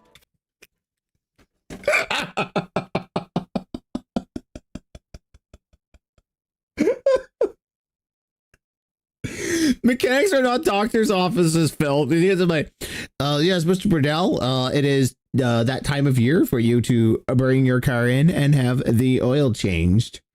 Regardless of how many miles you have driven the things, sir, it is time for you to bring. We wait your arrival, sir. Oh, man. You never took home ec in school. Phil's audience long understood he was financially illiterate, but hadn't been yet exposed to how illiterate he was with cars or the contracts related to them. That's why, whenever other content creators discover both, it makes for an interesting watch. In 3 years, we only drove the car 6,000 miles. So, if that gives you any idea... Hey, what? He leased a car for $400 or $500 a month, and he's only drove it 6,000 miles in 3 years? What? Cherry Dude's like, oh, you could have engine damage. No, Cherry Dude, that's not how it works. BMW has a diagnosis computer inside of the car that tells you when things go wrong. So if there were engine damage... Oh my god! Hey, this guy's a living meme! No, there is, it's not. BMW has diagnosis computer in the car, okay? And they never contacted us to get it changed. Why would they contact you to change your oil? Destiny, the person reacting to Phil's explanation, calls Phil the salesman stream. Wanting to have Phil out, Destiny jumped onto Phil's stream. Oh, this is getting topical now. Because Phil is happier than a pig in shit that there was revenge porn leaked of Destiny, and someone tried to be Nick Fuentes, but that has not been 100% confirmed, apparently. So you can take that with a grain of salt. But he says that, oh, you have no right to clap back on me. Now you got caught. Like, dude, like, no matter how you feel about the guy, you know, revenge porn is terrible. It should not happen to anyone. But, like, this is a testament to Phil. He will wait for anyone that ever says anything bad about him ever. He will hold that grudge for fucking ever. And as soon as you might have a shortcoming that comes up in the public eye, he's all over it. And he keeps saying, look, I don't wish any ill will on anyone. That's bullshit. You wish the world, you wish certain bad things to certain people. I was buried underneath this. All right, fresh thing to open. And began typing in his chat, attempting to provide financial advice. Phil, of course, ignored this, and on his forums he posted, quote, Destiny, a Twitch streamer who I never even heard of before 2 weeks ago, came into my chat and practically begged me to stop what I'm doing and talk with him. What the fuck can this guy tell me about buying cars that I don't already know? This guy probably didn't know I went to school for finance, unquote. Phil, still in the mindset of discussing the drama around the networks, was talking about it on stream. I trusted YouTube's system to work properly, okay? Here's what happened. So, that was Monday, I think Monday morning or whatever, okay? I think, uh-oh. Hold on one second, everybody. I'll be right back. I'm getting an important phone call. Oh, this. Folks, I've got a family emergency. It came out of nowhere, and I have to deal with it now. So guess what? Sadly, the podcast has to end. I can't finish my story right now. Phil had received a call for Pandalee's job. She had experienced an anxiety attack and was being driven to the hospital by paramedics. Phil then met her at the hospital after picking up her car. He found her in a sedated state, and after a 3-hour-long wait, they released her with no additional treatment. Frustrated at the lack of attentiveness, Phil said, So now she's zonked out. She's sleeping, you know, in the room because of, you know, everything. She's still on the pills that made her all loopy or whatever. So, I mean, we did on the way home. I stopped and we got food. We grabbed like chicken sandwiches and we just ate them and now she's sleeping. So that's what happened. Unbelievable. Like, oh my God. The thing is, I know if this ever happens again, I'm gonna tell him, you are not allowed to bring her to the hospital. No, you get no permission to fucking do it. You can't give her a pill. You want to give her a pill, give her a pill, and that's it, because you're just gonna waste our time again. Give her a pill and leave her To there. some, this looked like Phil was dismissing Pandalee's issues or minimizing them, which is what he was now getting backlash for. What they didn't know is that Phil and Pandalee had broken up some time before the anxiety attack, which is also a possible factor that may have induced it. He announced this at the end of May. Now, for the first time ever, Phil was in Washington in complete isolation. Mockingly, a few dating adverts were made to remedy. And to make him look even more like a piece of shit, he tells the tale about like how he was like doing this and that. He was more worried that he was inconvenienced, that he had to cancel his podcast, and that this trip might cost them money, than the health and well-being of, you know, his now roommate. And according to him, he said like, "Oh, why did you call me? Like, why would you call me? Because she doesn't have any friends out there." He took her away from her friends and family, and I don't know. I don't think she was from Connecticut. I think she was from somewhere else. According to him, she like took the engagement ring off and handed it back to him that night. It was just like, yeah, you get what you fucking deserve, dude. Like, there's like telling that story. There's no way you're coming out of that looking like the good guy. Go fuck yourself. His newfound loneliness. Then there was a song request. 89.7 KACC, we got a dedication in. These kids and their names, I swear. So, Darkside Phil wants to dedicate a song to Pandalee. He wants to dedicate Baby Come Back by Player. I don't know what to say, guys. Okay, so, anyway, here's Baby Come Back by Player, and they actually wanted me to say Baby Come Back, ack. I don't get it. I really don't get it with these kids. But yes, Darkside Phil, here's your dedication to Pandalee. In many ways, Phil was defeated, but Baby he would not be come Phil back, if he was ack, persistent ack, in getting others to dislike him.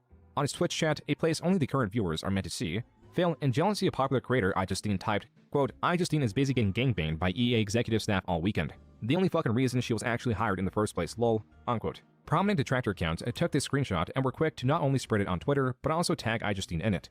To much surprise, iJustine responded, quote, "Why don't you stop spamming everyone? He clearly has issues," unquote. And Phil did have issues. For 10 years, Phil has had a dream job meant to provide a steady, easy income, while allowing one to work within their own set hours. Phil, on the other hand, had nothing to show for his near-decade-long residence. The stinking fact was he lost far more than he gained, and for a period, he seemed starkly aware. Quote, "I haven't had real in-person social interaction on a regular basis since like 2007, before YouTube started. Once I started YouTube, that all went away. That's part of the sacrifices I keep bringing up to make this work. I can't have regular friends with the amount of time I put into this job. When I lived in CT, I had tons of money. As soon as I moved out here, poof, gone," unquote. It is clear that he regrets his move, but he cannot accept it is his fault. Getting closer That's and when closer. people ask if he maintains I'm liking social it. relationships. Quote, "I talk to tons of people on a daily basis." A user then asks, "I mean like relationships or friends outside of Twitch?" Phil responds, "I don't have time for in-person friends. I'm constantly working. You realize I haven't had a day off since my time off in July, right? This is my life, and has been for quite a long time before I moved out here. Then it got better for 3 years living with my ex. But now I'm back to square one, really," unquote. As recoiled as Phil was, dealing with persistent copyright strikes and whatever else his life brought him, he clung onto whatever was left of his following. Typical in periods lacking interest, trolls are more likely to find entertainment from consuming one another. The reality of communities like the one that works against DSP is that they are far more nuanced that they lead on. From the outside looking in, the detractor community is powerful in coordinating their campaigns against Phil. In actuality, it is very divided. Some hate Phil, some just want to catch up periodically. The majority don't interact in any way. These differences create cyclical arguments. For example, those wanting no universal interaction with Phil. Some reasons may lie in entertainment, as Phil's passive failings tend to be the most entertaining. They could also just be aware that putting themselves out. Not really, because like honestly, like I'm so happy that he finally just said, "Fuck it, I'm not playing Black Ops or Street Fighter 6 anymore." Those gameplays they're so fucking salty, but it's gotten to the point where it's just repeat ad nauseum. Like, not my fault, it's the game's fault. I did this, I did nothing wrong, I did everything correct. And it's like, all right, whatever, dude. I'm tired of hearing of it.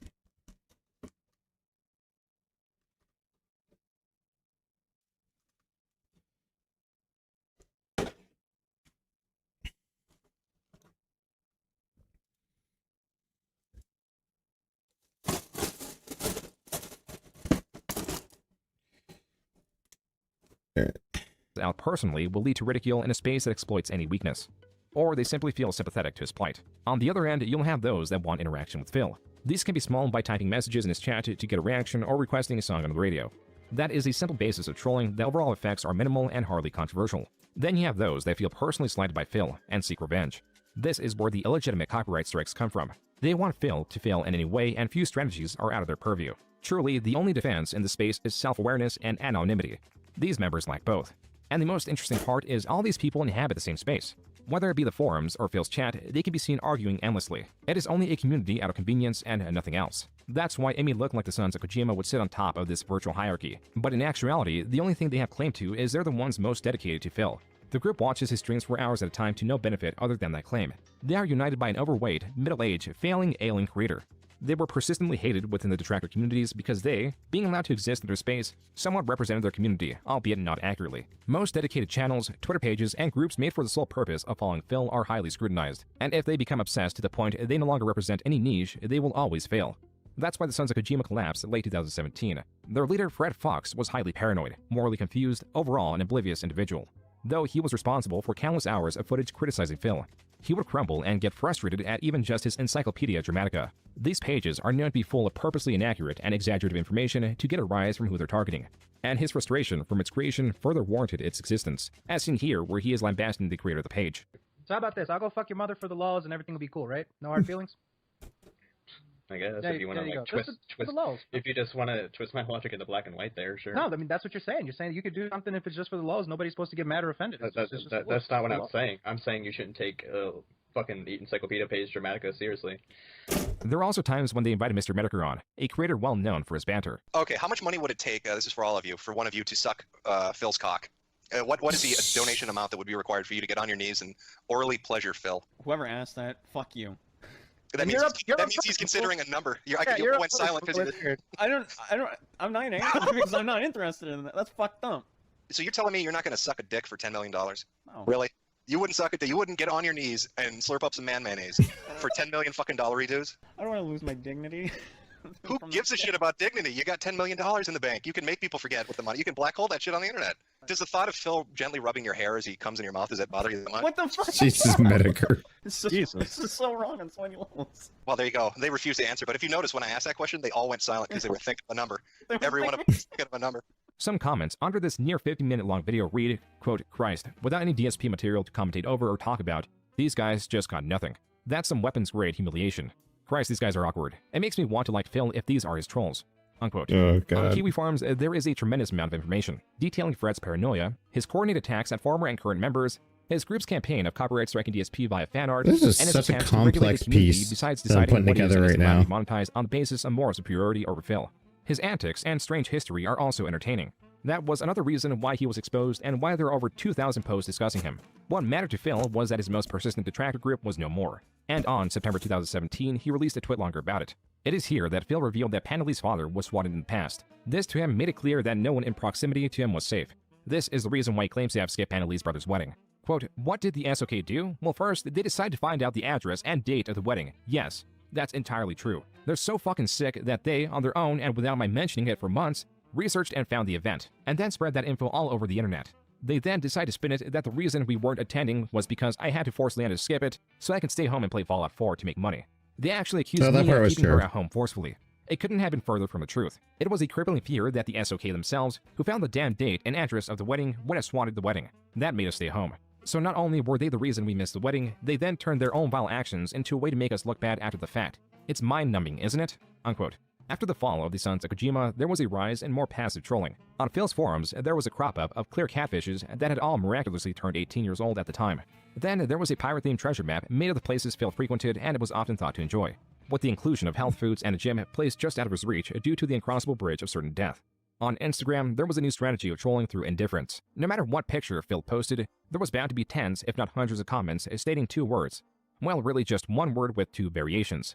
Comments were either okay or okay. Without fail, these cropped up and overwhelmed any other comment. Even just comments wanting to understand what was going on were met with a single response, okay. Phil even treated his audience to a pretty unique unboxing video. Ladies and gentlemen, Phil here, and welcome to a pretty unique unboxing video. Phil thought that this video was unique because of what he was unboxing. What made it unique was for the first 3 minutes, his reflection was easily visible, and he was doing two things. He was swaying left and right, and he was doing his famous T-pose. Phil had swayed much in the past, but rarely was it not in first-person view. He claims it is because of back issues.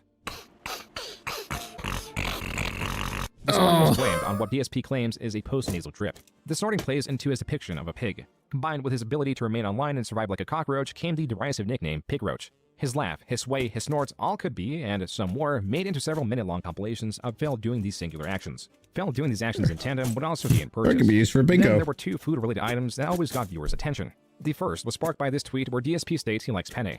What he means is he likes the pasta, but in Spanish, penne means penis. The last item viewers took note in was his drink of choice. I think gin and tonic is my drink of choice. Not every single day, but I do have a gin and tonic or two every once in a while, maybe a few times a week at night to unwind, especially if it's been a stressful day or if my back's hurting me. And yes, I do have a drink. Some gin and tonic. I guess I'll start the night right with a sip. Oh, by the way, I didn't mention this. I have a drink tonight. I have a gin and tonic next to me, which I'll be sipping from time to time. I won't be downing the whole thing. It was not often that Phil drank on stream. Yeah, However, maybe like this a proclivity with did Phil extend outside of snorts. the Oh streams. god. Sometimes the bottle or mixed drinks made his way into his vacation videos. Everything else here, including the gin, which I'll probably drink mixed with that Sprite. To indulge so much. Former cost Phil a alcoholic, fair by the bit. way. But now, in addition to owing money to credit card companies and the like, he in September found that he owed money to a fierce collector. I get this letter, all right? I get this letter, and the letter says, "We suspect that you are doing business in the state of Washington under the name DSP Gaming, okay? We believe that you need to register and pay state business and occupation taxes. Please answer all of these questions for us." Phil, since he moved to Washington, had not been paying state taxes. He claims the reason behind this is because he continued to list the services of his accountant from Connecticut. To clear the air here, because a lot of people have misconceptions, my tax attorney in the state of Connecticut was a certified public accountant, was a dean of accounting at a college for several years, and was one of the highest accredited guys in the state of Connecticut. This is not some Joe Schmo asshole who I just got. And by the way, I paid this guy thousands of dollars to do my taxes, all right? I think the most he ever charged me was like over $1,500 one year to do my taxes properly. The importance of this is now Phil was claiming to owe state taxes since 2014, stacking yet another reason why 2017 was the year that finally doomed Phil financially. But at least he wasn't bankrupt. The grander and more dramatic reveal this year was of his new girlfriend. Yet the reveal photos only show the back of her head. They live in Phil, Washington to be able State. to hide a relationship for this long was surprising. A reason for only showing the back of her He basically thought that because he moved to Washington, he didn't have to pay taxes. Period. I think that's one of the reasons why he moved to Washington.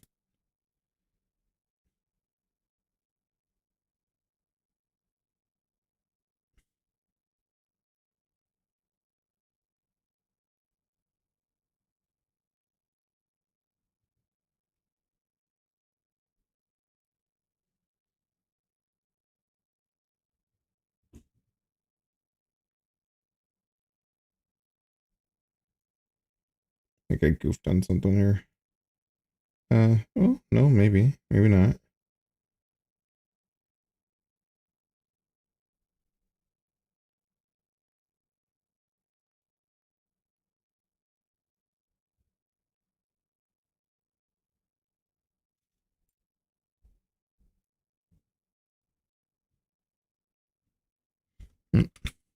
head Now we're getting was that into Phil the was cat slowly arc. starting to separate his personal and online life, meaning that there would no longer be condo tours or virtually any videos outside of his office, save for a few additional DSP tries at videos like his attempt to recreate the virality of his Axe body scrubber video.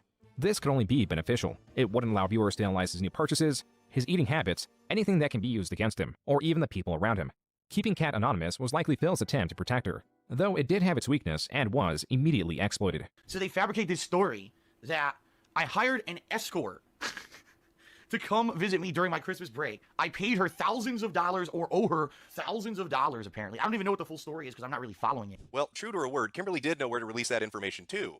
Over on the forum, Kiwi Farms, a mysterious woman shows up to elaborate on what's going on. In December 2017, a mysterious woman claiming to be a high-end escort with a history with Phil was claiming that Phil had not paid her, and if she did not receive the money owed, then she would release all the details of the event. And so she did. On Kiwi Farms, she developed a somewhat shallow story of Phil taking her out to dinner and spending a fair amount of money on her. Sprinkled in are notes about his bad credit, his disappointing manhood, and general notes on his house. This reads as too good to be true, as it's hitting the notes that want to be heard, while simultaneously not providing evidence outside of a testimony. The Kiwi Farms users were highly skeptical, but even so were enjoying the chaos this person was causing. But day after day of not providing a single piece of evidence and users finding strange inconsistencies in her story, it was clear that the pieces were not fitting. It was only after users discovered that the images were not of this person's origin that she comes out and says she was hacked. It was not her at all. It was a catfish using her Twitter with stolen images. But no one was convinced. As a final Hail Mary, this person attempted to shift the blame on Fred Fox of the defunct Sons of Kojima by taking down their website and bringing it back up with the simple Fred Fox in the heading. It was not until this fake escort's identity was found under a different name, Angelina Capri, that the true culprits were unmasked. It was quite easy to find the domain registry, and with it came the identity. The culprits quickly tried to amend this information, but it had already been archived. The original registry had their full name, address, phone number, and their email. This gave the Kiwi Farms users everything they needed, and soon the culprits were fully doxxed, including their cat. Revealed and archived was their personal YouTube channel, one of their daughter's YouTube channels, Twitter's photo buckets, a lengthy history of information that was more than enough anyone needed to confirm this married couple ran an extortion and impersonation racket. They had a history of impersonating beautiful women and using their images to create profiles on adult websites where the wife would livestream her real body and pleasure herself, but only reveal her lower half as to not spoil the ruse. It was only when they tried to extort Phil through a different tactic and interact with his highly paranoid community that this was all discovered. If there was any doubt left, Phil would cave in and reveal his girlfriend Kat, who moved in shortly after. Number one, like I said, it's the best relationship I've ever been in my life, okay?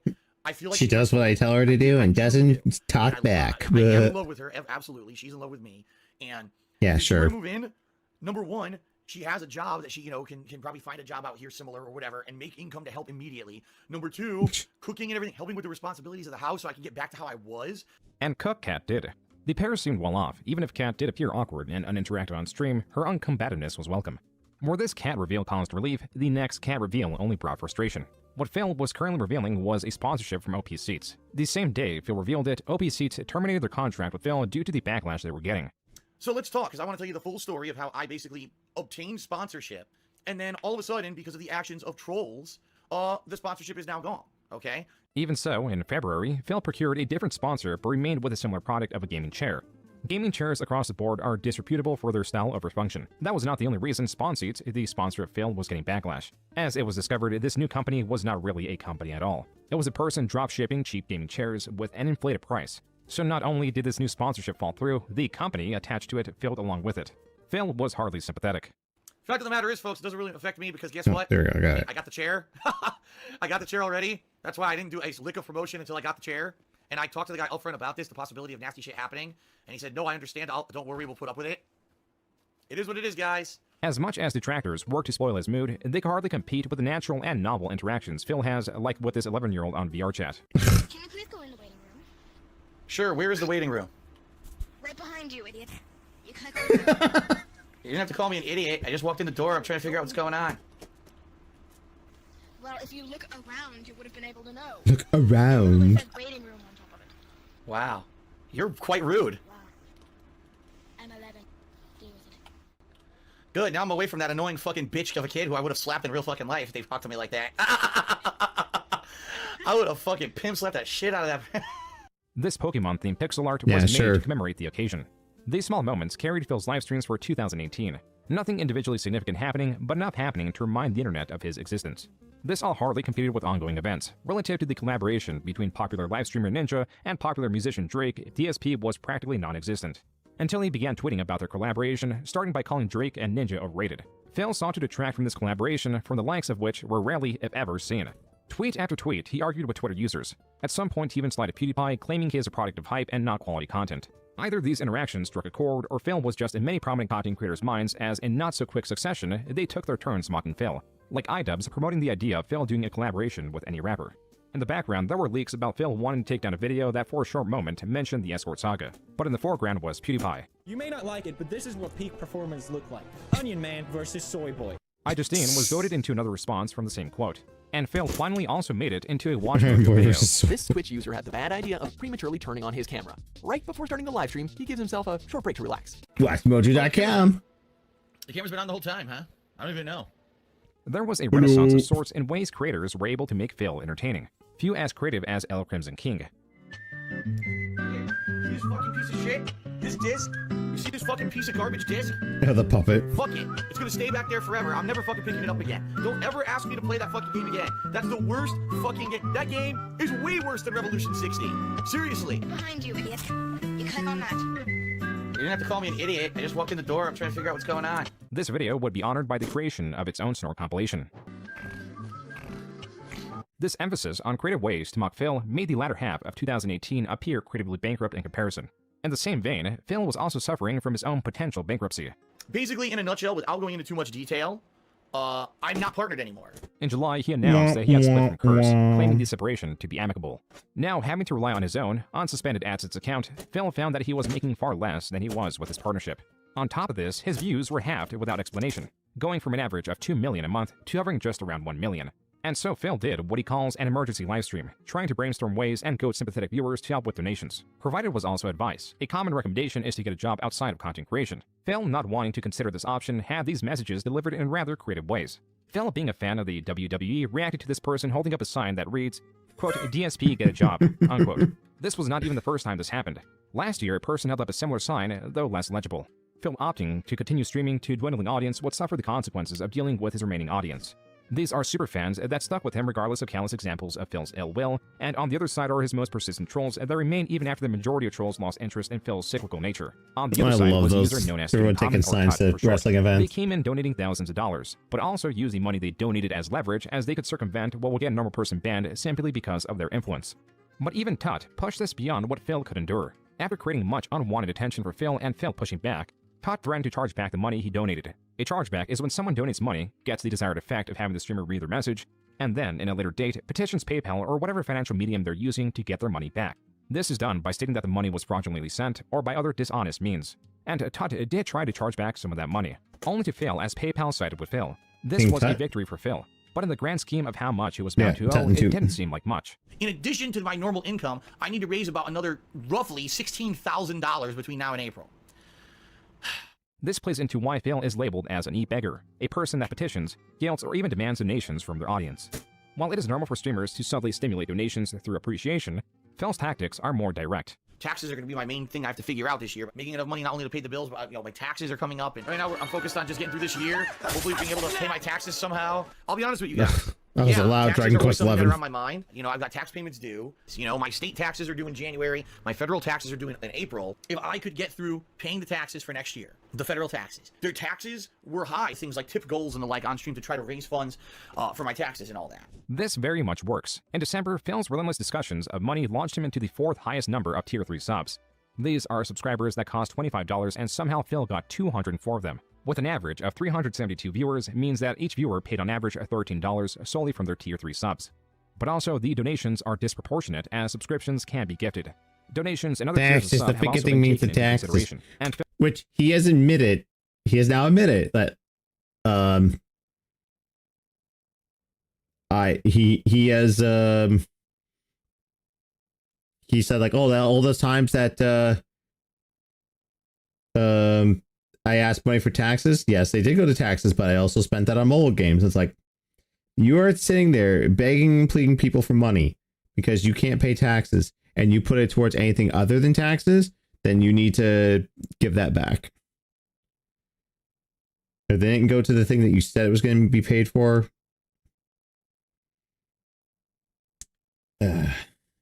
Phil also receives donations that for the time being were not accounted for.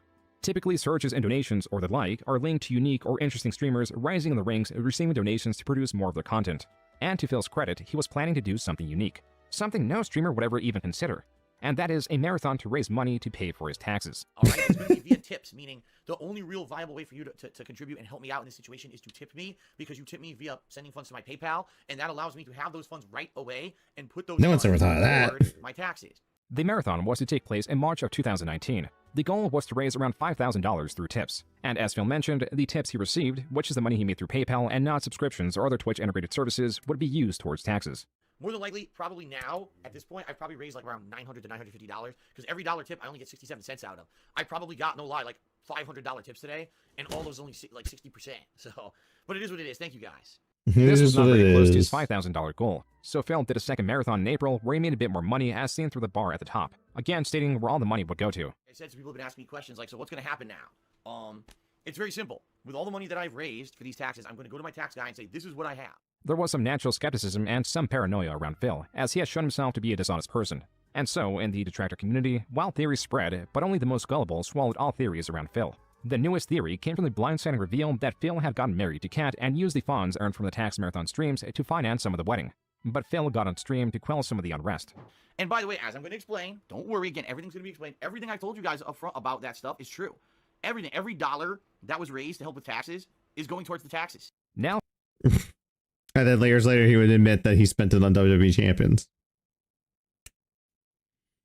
Phil is reasserting that all the money went to taxes, but later in the day he states that was not the case. And I did. I'm going to finish out the torso, and that's going to be it for the night, guys. All right. That raised, in total, if you actually look at the amount of tips that I raised. Because I need to check on Marvel Rivals to make sure that's ready for tomorrow. I might do... I don't know what I'm going to... Shut up, Phil. I don't know what I want to stream tomorrow. I might do Great Circle. I might do Rivals. Don't know yet. So I know... because Rivals I've just been kind of curious about. I've been curious about another hero shooter. Know is that normally I raise tips, and normally tips go to paying bills. So even though I raised $2,500, a chunk of that had to just go to pay my monthly stuff normally. And so even though I raised $2,500, in reality, it was probably under $2,000 that I had left over afterwards to put towards the federal taxes. Phil had lied throughout his marathon streams and the streams afterwards by now stating that over $500 or so went towards his bills and other expenses. This contradiction seemed too great, so I asked Phil about it. Phil responded with a superbly long-winded response. His answer, oh yeah, this is where I caught him. So, like, look at this. This is how Phil communicates. And I'll form the head, motherfuckers. This is how he communicates. Like, big ass long-winded responses. So these are his private DMs with June the King. The fact that I held fundraiser streams is awful, and I know that now. I am embarrassed, and I've learned from these mistakes. But this is my lowest point financially when I was behind on all my bills, not paying taxes, late fees out the ass, and genuinely afraid that I would lose everything because I had no way out. Well, you do have a way out. It was not right of me to put that stuff on my viewers. But at the time, I didn't know what else to do. Bankruptcy is what I did to do next year. And things aren't perfect, but they're much better now, and I no longer do fundraiser streams of any kind. His answer is buried in this line. 2 words in his 357-word response. 357-word response. You know it's a contradiction because I misspoke. I can't deny it. I said that all the fundraising money went to pay my taxes, but it did not. Every day that I worked, that money had to go towards paying basic bills and necessities like food, utilities, the mortgage, and health insurance. As I think I was stating in the video, after all the extra went to taxes. I misspoke, unquote, meaning that he misspoke about all the money going to taxes. What I failed to mention was this was not the only piece of evidence I had reconfirming that all the money from his fundraising would go to taxes. But again, as I've already said, I can assure all of you that there was no deception whatsoever on my part outside of the fact that the wedding existed. All funds that I raised for taxes and the like are going towards taxes. Not a dollar, not a single dollar that was supposed to be raised for taxes went towards anything during this wedding or anything. Nothing. The clear answer is he went to Phil WWE lied, champions. and the money raised is unaccountable. What few people knew at the time was Phil had a 10-year plan. In a conversation with his mother, who had bailed him out previously and delayed a potential bankruptcy, Phil was the presented 10-year with two plan. decisions: file for bankruptcy or develop a 10-year plan. Oh. This 10-year plan was meant to phase him out of content creation into a more... If anyone heard that, my lightsaber is now charged. It died, so I had to throw it on the charger. ...or traditional job. It was even clear to his family at this point that his online presence was only causing trouble for him and those surrounding him. Even now, there was an uproar of displeasure where a few mods were rebelling and leaking private chats and other items surrounding Phil due to his recent lies about where the marathon money was going. Phil did not understand the depth of this backlash. On the flip side, Phil did not understand goodwill either. On May 9, 2019, Phil tweeted, quote, "Took a day off the entire internet, but hashtag pro-Jared hilarity was at the top of everyone's Twitter feed. Haha, whoops," unquote. Now that pro-Jared was going through his own controversy sparked from his loot Tumblr and confusing open relationship, Phil jumped in on the anti-pro-Jared bandwagon. After this resoundingly successful tweet, Phil went on a stream chat and simultaneously downplayed and exaggerated the success of the tweet. People By like the me 11th, now because Phil was so confident I that this tweet was bringing him the goodwill of the internet. I took that he down made this. pro-Jared. The reason I'm doing this is because in the past couple of days, the internet at large has finally kind of turned an eye to me for the first time in a major way in a long time, in an actual positive light. This video is titled DSP Tries It, Debunking 7 Years of Slander. In a nearly 2-hour video, Phil took a cursory glance at some of his controversial moments, like the time he said Minecraft was stupid, dating Panda Lee while she was 18, or explaining the escort drama that had long been proven false. Lacking here was everything else, from his financial woes, his treatment of his audience, his lashing out at other creators through minimizing their achievements or insulting them altogether. Phil's video was completely lackluster. Even a successful video dispelling his controversies would not change the fact that the reason people watch Phil is to laugh at his antics. His Saucy Mondays, streams where he goes off camera to stir a pot of Italian sauce, has no inherent value to regular people. What drew viewers' attention now was a reveal stream with a $1,000 goal. Phil promised a big, positive reveal. Users guessed all throughout, Jasper none of them Kitty hit the mark. scam. Some even thought that the reveal was a new cat, which Phil denied. Finally, the goal was hit, and the positive reveal came. I got someone I'd like you to meet. Come on up here. Come on up here, buddy. You want to come up here? You want me to pick you up? Someone who actually is not a new addition to the family. Someone who I'm going to introduce you to today, who has been a part of our lives for quite some time, in fact. All right? And it's funny because with all the stuff that we've had to do, we've had to keep a lot of stuff private. Come on up here. Here he is. Ladies and gentlemen, I would like to introduce you to our pet. Phil's reveal was his cat Jasper, but users already guessed the reveal was a new cat. Phil's reasoning was they did not guess correctly enough. So a lot of people, you're right, a lot of people did guess that a cat was the thing. The thing that a lot of people say, oh, it's a new cat, it's a new cat. It's not. Jasper actually has been our cat for a while. On top of this, Phil got another $1,000 donation from a single donor through the miscommunication of there being a second positive reveal. The easiest way to find out how controversial a stream was to find out how many bans occurred that day. And according to this user-made graph, the day Jasper was revealed, there were 451 bans on his stream. But this graph relates to Phil's stream only. On September 29, 2019, Phil was seen not on his own channel, but on the Quarterings, a creator who is controversial in his own right, but utilizes it to make a living. This is something long anticipated because Phil sits in the relative safety of his own streams and controls the dialogue. Adding a different prominent creator would mean there would be no place to hide, and some have tried to secure an interview with Phil. But Phil is very careful, very selective. He only allows those ignorant of his rich history to reach him. And even then, there can be stipulations in place to block some of the most demanding questions. Like, how much does Phil owe? Where do the thousands of dollars in donations end up? Does he believe himself to be financially responsible? And instead of that, viewers got this. This is the most popular question. Okay. You're right. Where'd the load go? Where did the load go? Normally, a like-to-dislike ratio is the most basic way to see how much viewers agree with any which video. But this time, there is something better. The Quartering softball interview got 90,000 views. These can represent interest in particularly how many care to view it, how many align with the interview. With that in mind, It's Gundam, a channel that is hardly DSP-centric, covered the interview and broke down how Phil misrepresents himself while going into some of the deeper Phil lore. Oh, wait, we got 2.5 hours in and only really an hour left there, so we'll probably catch that up next time. So what we got next to do is, oh, Jesus, everything's overblown. We got the arm units left to do.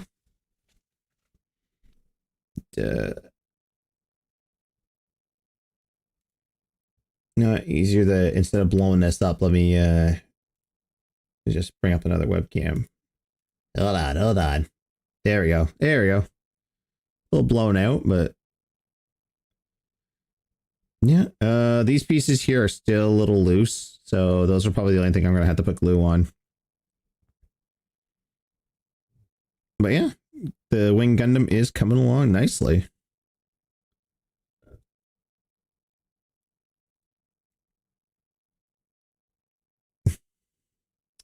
Cool. Looks good so far, thanks, don't it?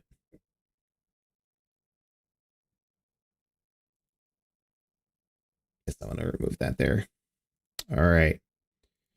Okay, let me see who's live right now. Let me put that back in the box. Oh.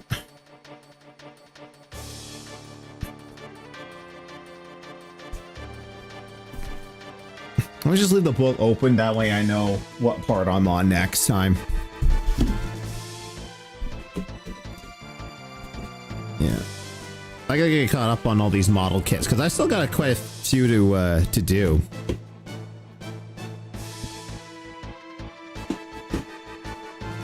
I have like a Wing Zero custom. Nice music to listen to while stealing a power generator.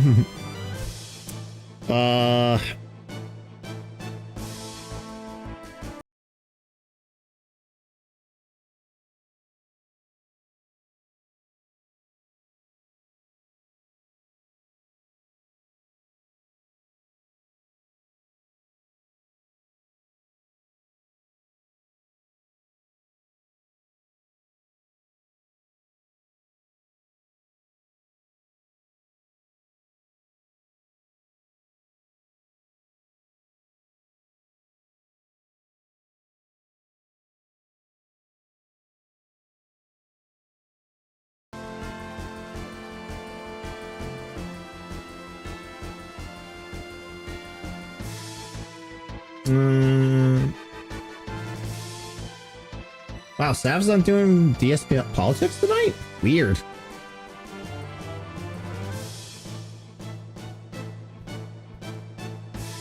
I'll send you guys over on Twitch to Huggable Lux. Nice in Fortnite.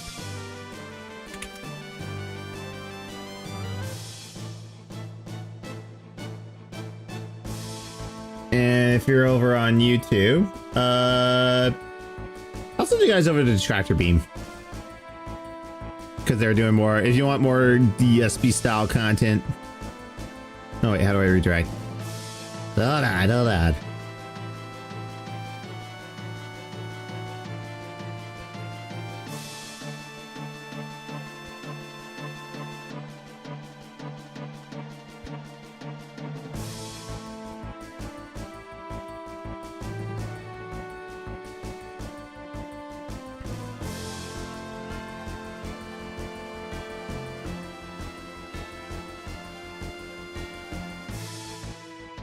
Oh, easily do this. There we go.